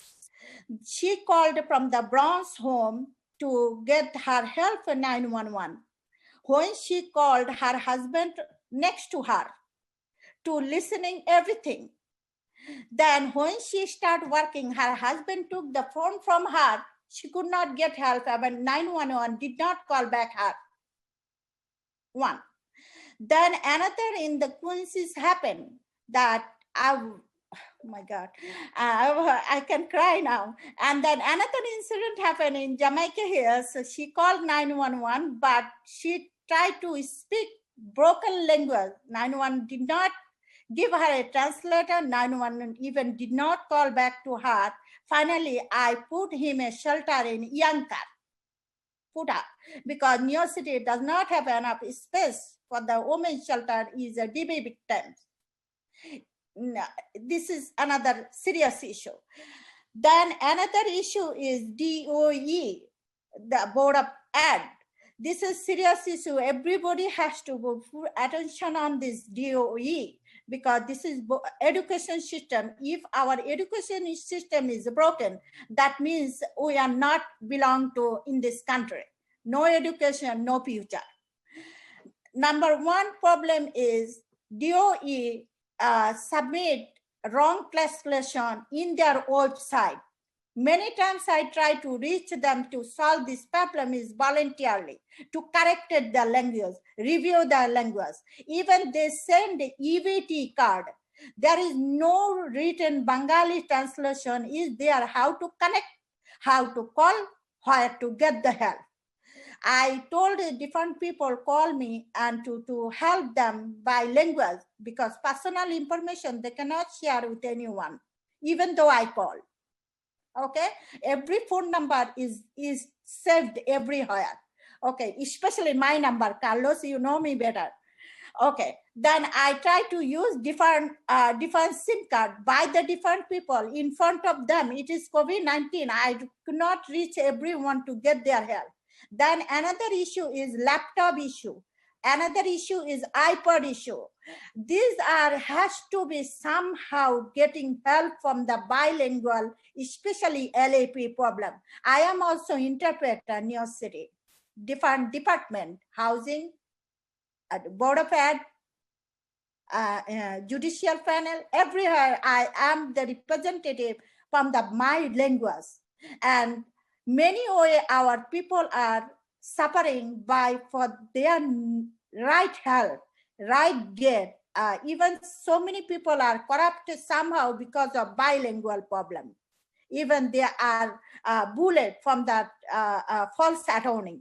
They are corrupted by misguided false direction. Those are the things has to be corrected. And that iPad, so many students is not getting iPad yet. They are missing their homework. They are not getting their proper direction. Even internet service is so poor. All of a sudden, some of the students is working with the remote program to the children. They could not even take the next class. They could not even finish what teachers said. Even parents could not help because of LAP. They could not even go to the people's first account, how to go to the account to check whether children is doing great or keep failing to the student. I am getting from my home every day 7 to 12 phone to missing the homework. Child is not connecting with the children. Child is not finishing their homework. Because of LAP problem, they could not solve this problem. Those parents are begging to the teacher, helping from the teachers to help to parents guide. But because of LAP, because of today I picked up 7 calls, 5 of them missing homework. And that missing homework, and parent is begging me, I am an interpreter, begging me to tell them I can be on the line while teacher is helping to the children. That has to be solved. And then another problem, another request I'm getting, while children are doing the homework, rather than they are playing the video games, not to finish the homework. How do they control the parental, some way they have to control while they are student in their remote program? Wow, this issue has to be solved. Yes. Anyhow, that school from the DOE has to be giving them laptop to blocking any other website, only the school facility while they are in students, while they are enrolling the remote class. That has to be taken care of this. Otherwise, children are keep failing. Children are not getting help from the teacher because most of them, our teacher are not our Bengali. Most of the teacher are not our bilingual. And that needs to be helped from our minority children. This is serious issue. Our New York City education system falling apart. Let me tell you, we have to stand up. I think, Carlos, you are immigrants and you understand what our immigrants value. Thank you. Thank you. Thank you so much, Ms. Uding, for this incredible testimony that you have brought from the community. And so much of it you're holding. And so I just want to say thank you for holding that. That is a lot to hold for one person, but I know that you are doing everything you can right now to support our young people, our parents in education, in hunger, and in 911 calls and domestic violence. These are all things that the city is ready to support our communities. And what you're exposing is the fact that this system breaks down and people are left behind, and that is wrong.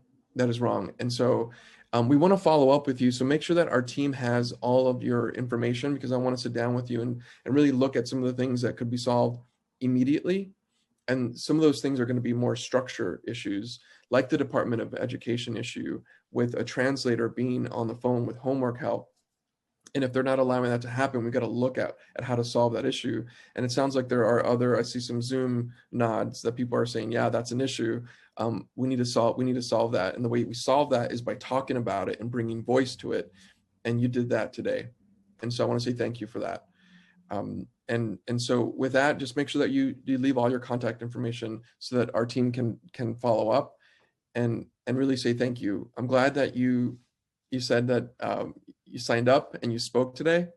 It makes me feel good, and we're going to work on this together. Thank you, Carlos. Your help is most helpful, and Mayor Office trying their hard job, DOE trying to hard job, but someone has to be spoken up. Someone has to bring this issue to the table so that our children can, anyhow, I sleep almost every day around 2 a.m. because I try to help on the one time to the parents to guide how to go to that people's account, how to go to the Zoom. Parent doesn't know how to use the Zoom. That is another problem, okay? And because of a language barrier.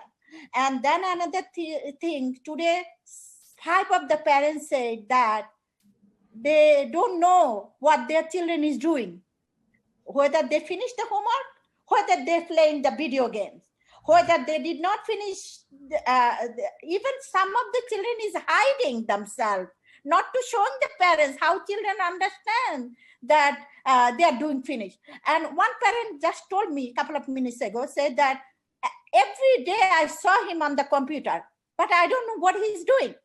Yeah. You understand? Because of LAP, language barrier, education level, that has to be solved. But thank you for giving me opportunity to come here today to speak out. And this issue is serious issue. Somehow, I think we need to be clear. We are planning to at least volunteer community service to involve with the school policy, to giving opportunity to voluntarily we can help to the parents to finish the homework, involved with the children. I think that will be grateful for that. And I am very glad I am here today. And I think I should be involved with the Mayor Office to Immigrant Advisory Board, Advocacy Board, so that I can bring in issue to the table so that I can solve individually or to create a volunteer teams to parents guide. I love that idea, and I'm going to support that. I'm going to support that. Thank you. And I think everybody who showed up at this hearing today, I want to send a message to all of you to let's convene. And I don't know if you know Aracelis in the Bronx and Alexandra Lee, who's here as well, listening to you, giving us a lot of feedback with their head nodding and saying, yeah, they're in solidarity with you, that we're going to do this together. And so thank you again for your time today, for spending that time. And I know that there is a Thanksgiving holiday, and let us move into that holiday with a sense of gratitude for each other and the partnership that we have here to make some big changes in our city that are necessary. Thank you. Together we can help and build a best community. Thank you. We're going to do everything we can. Thank you. See you again. And with that, I'm going to close this hearing.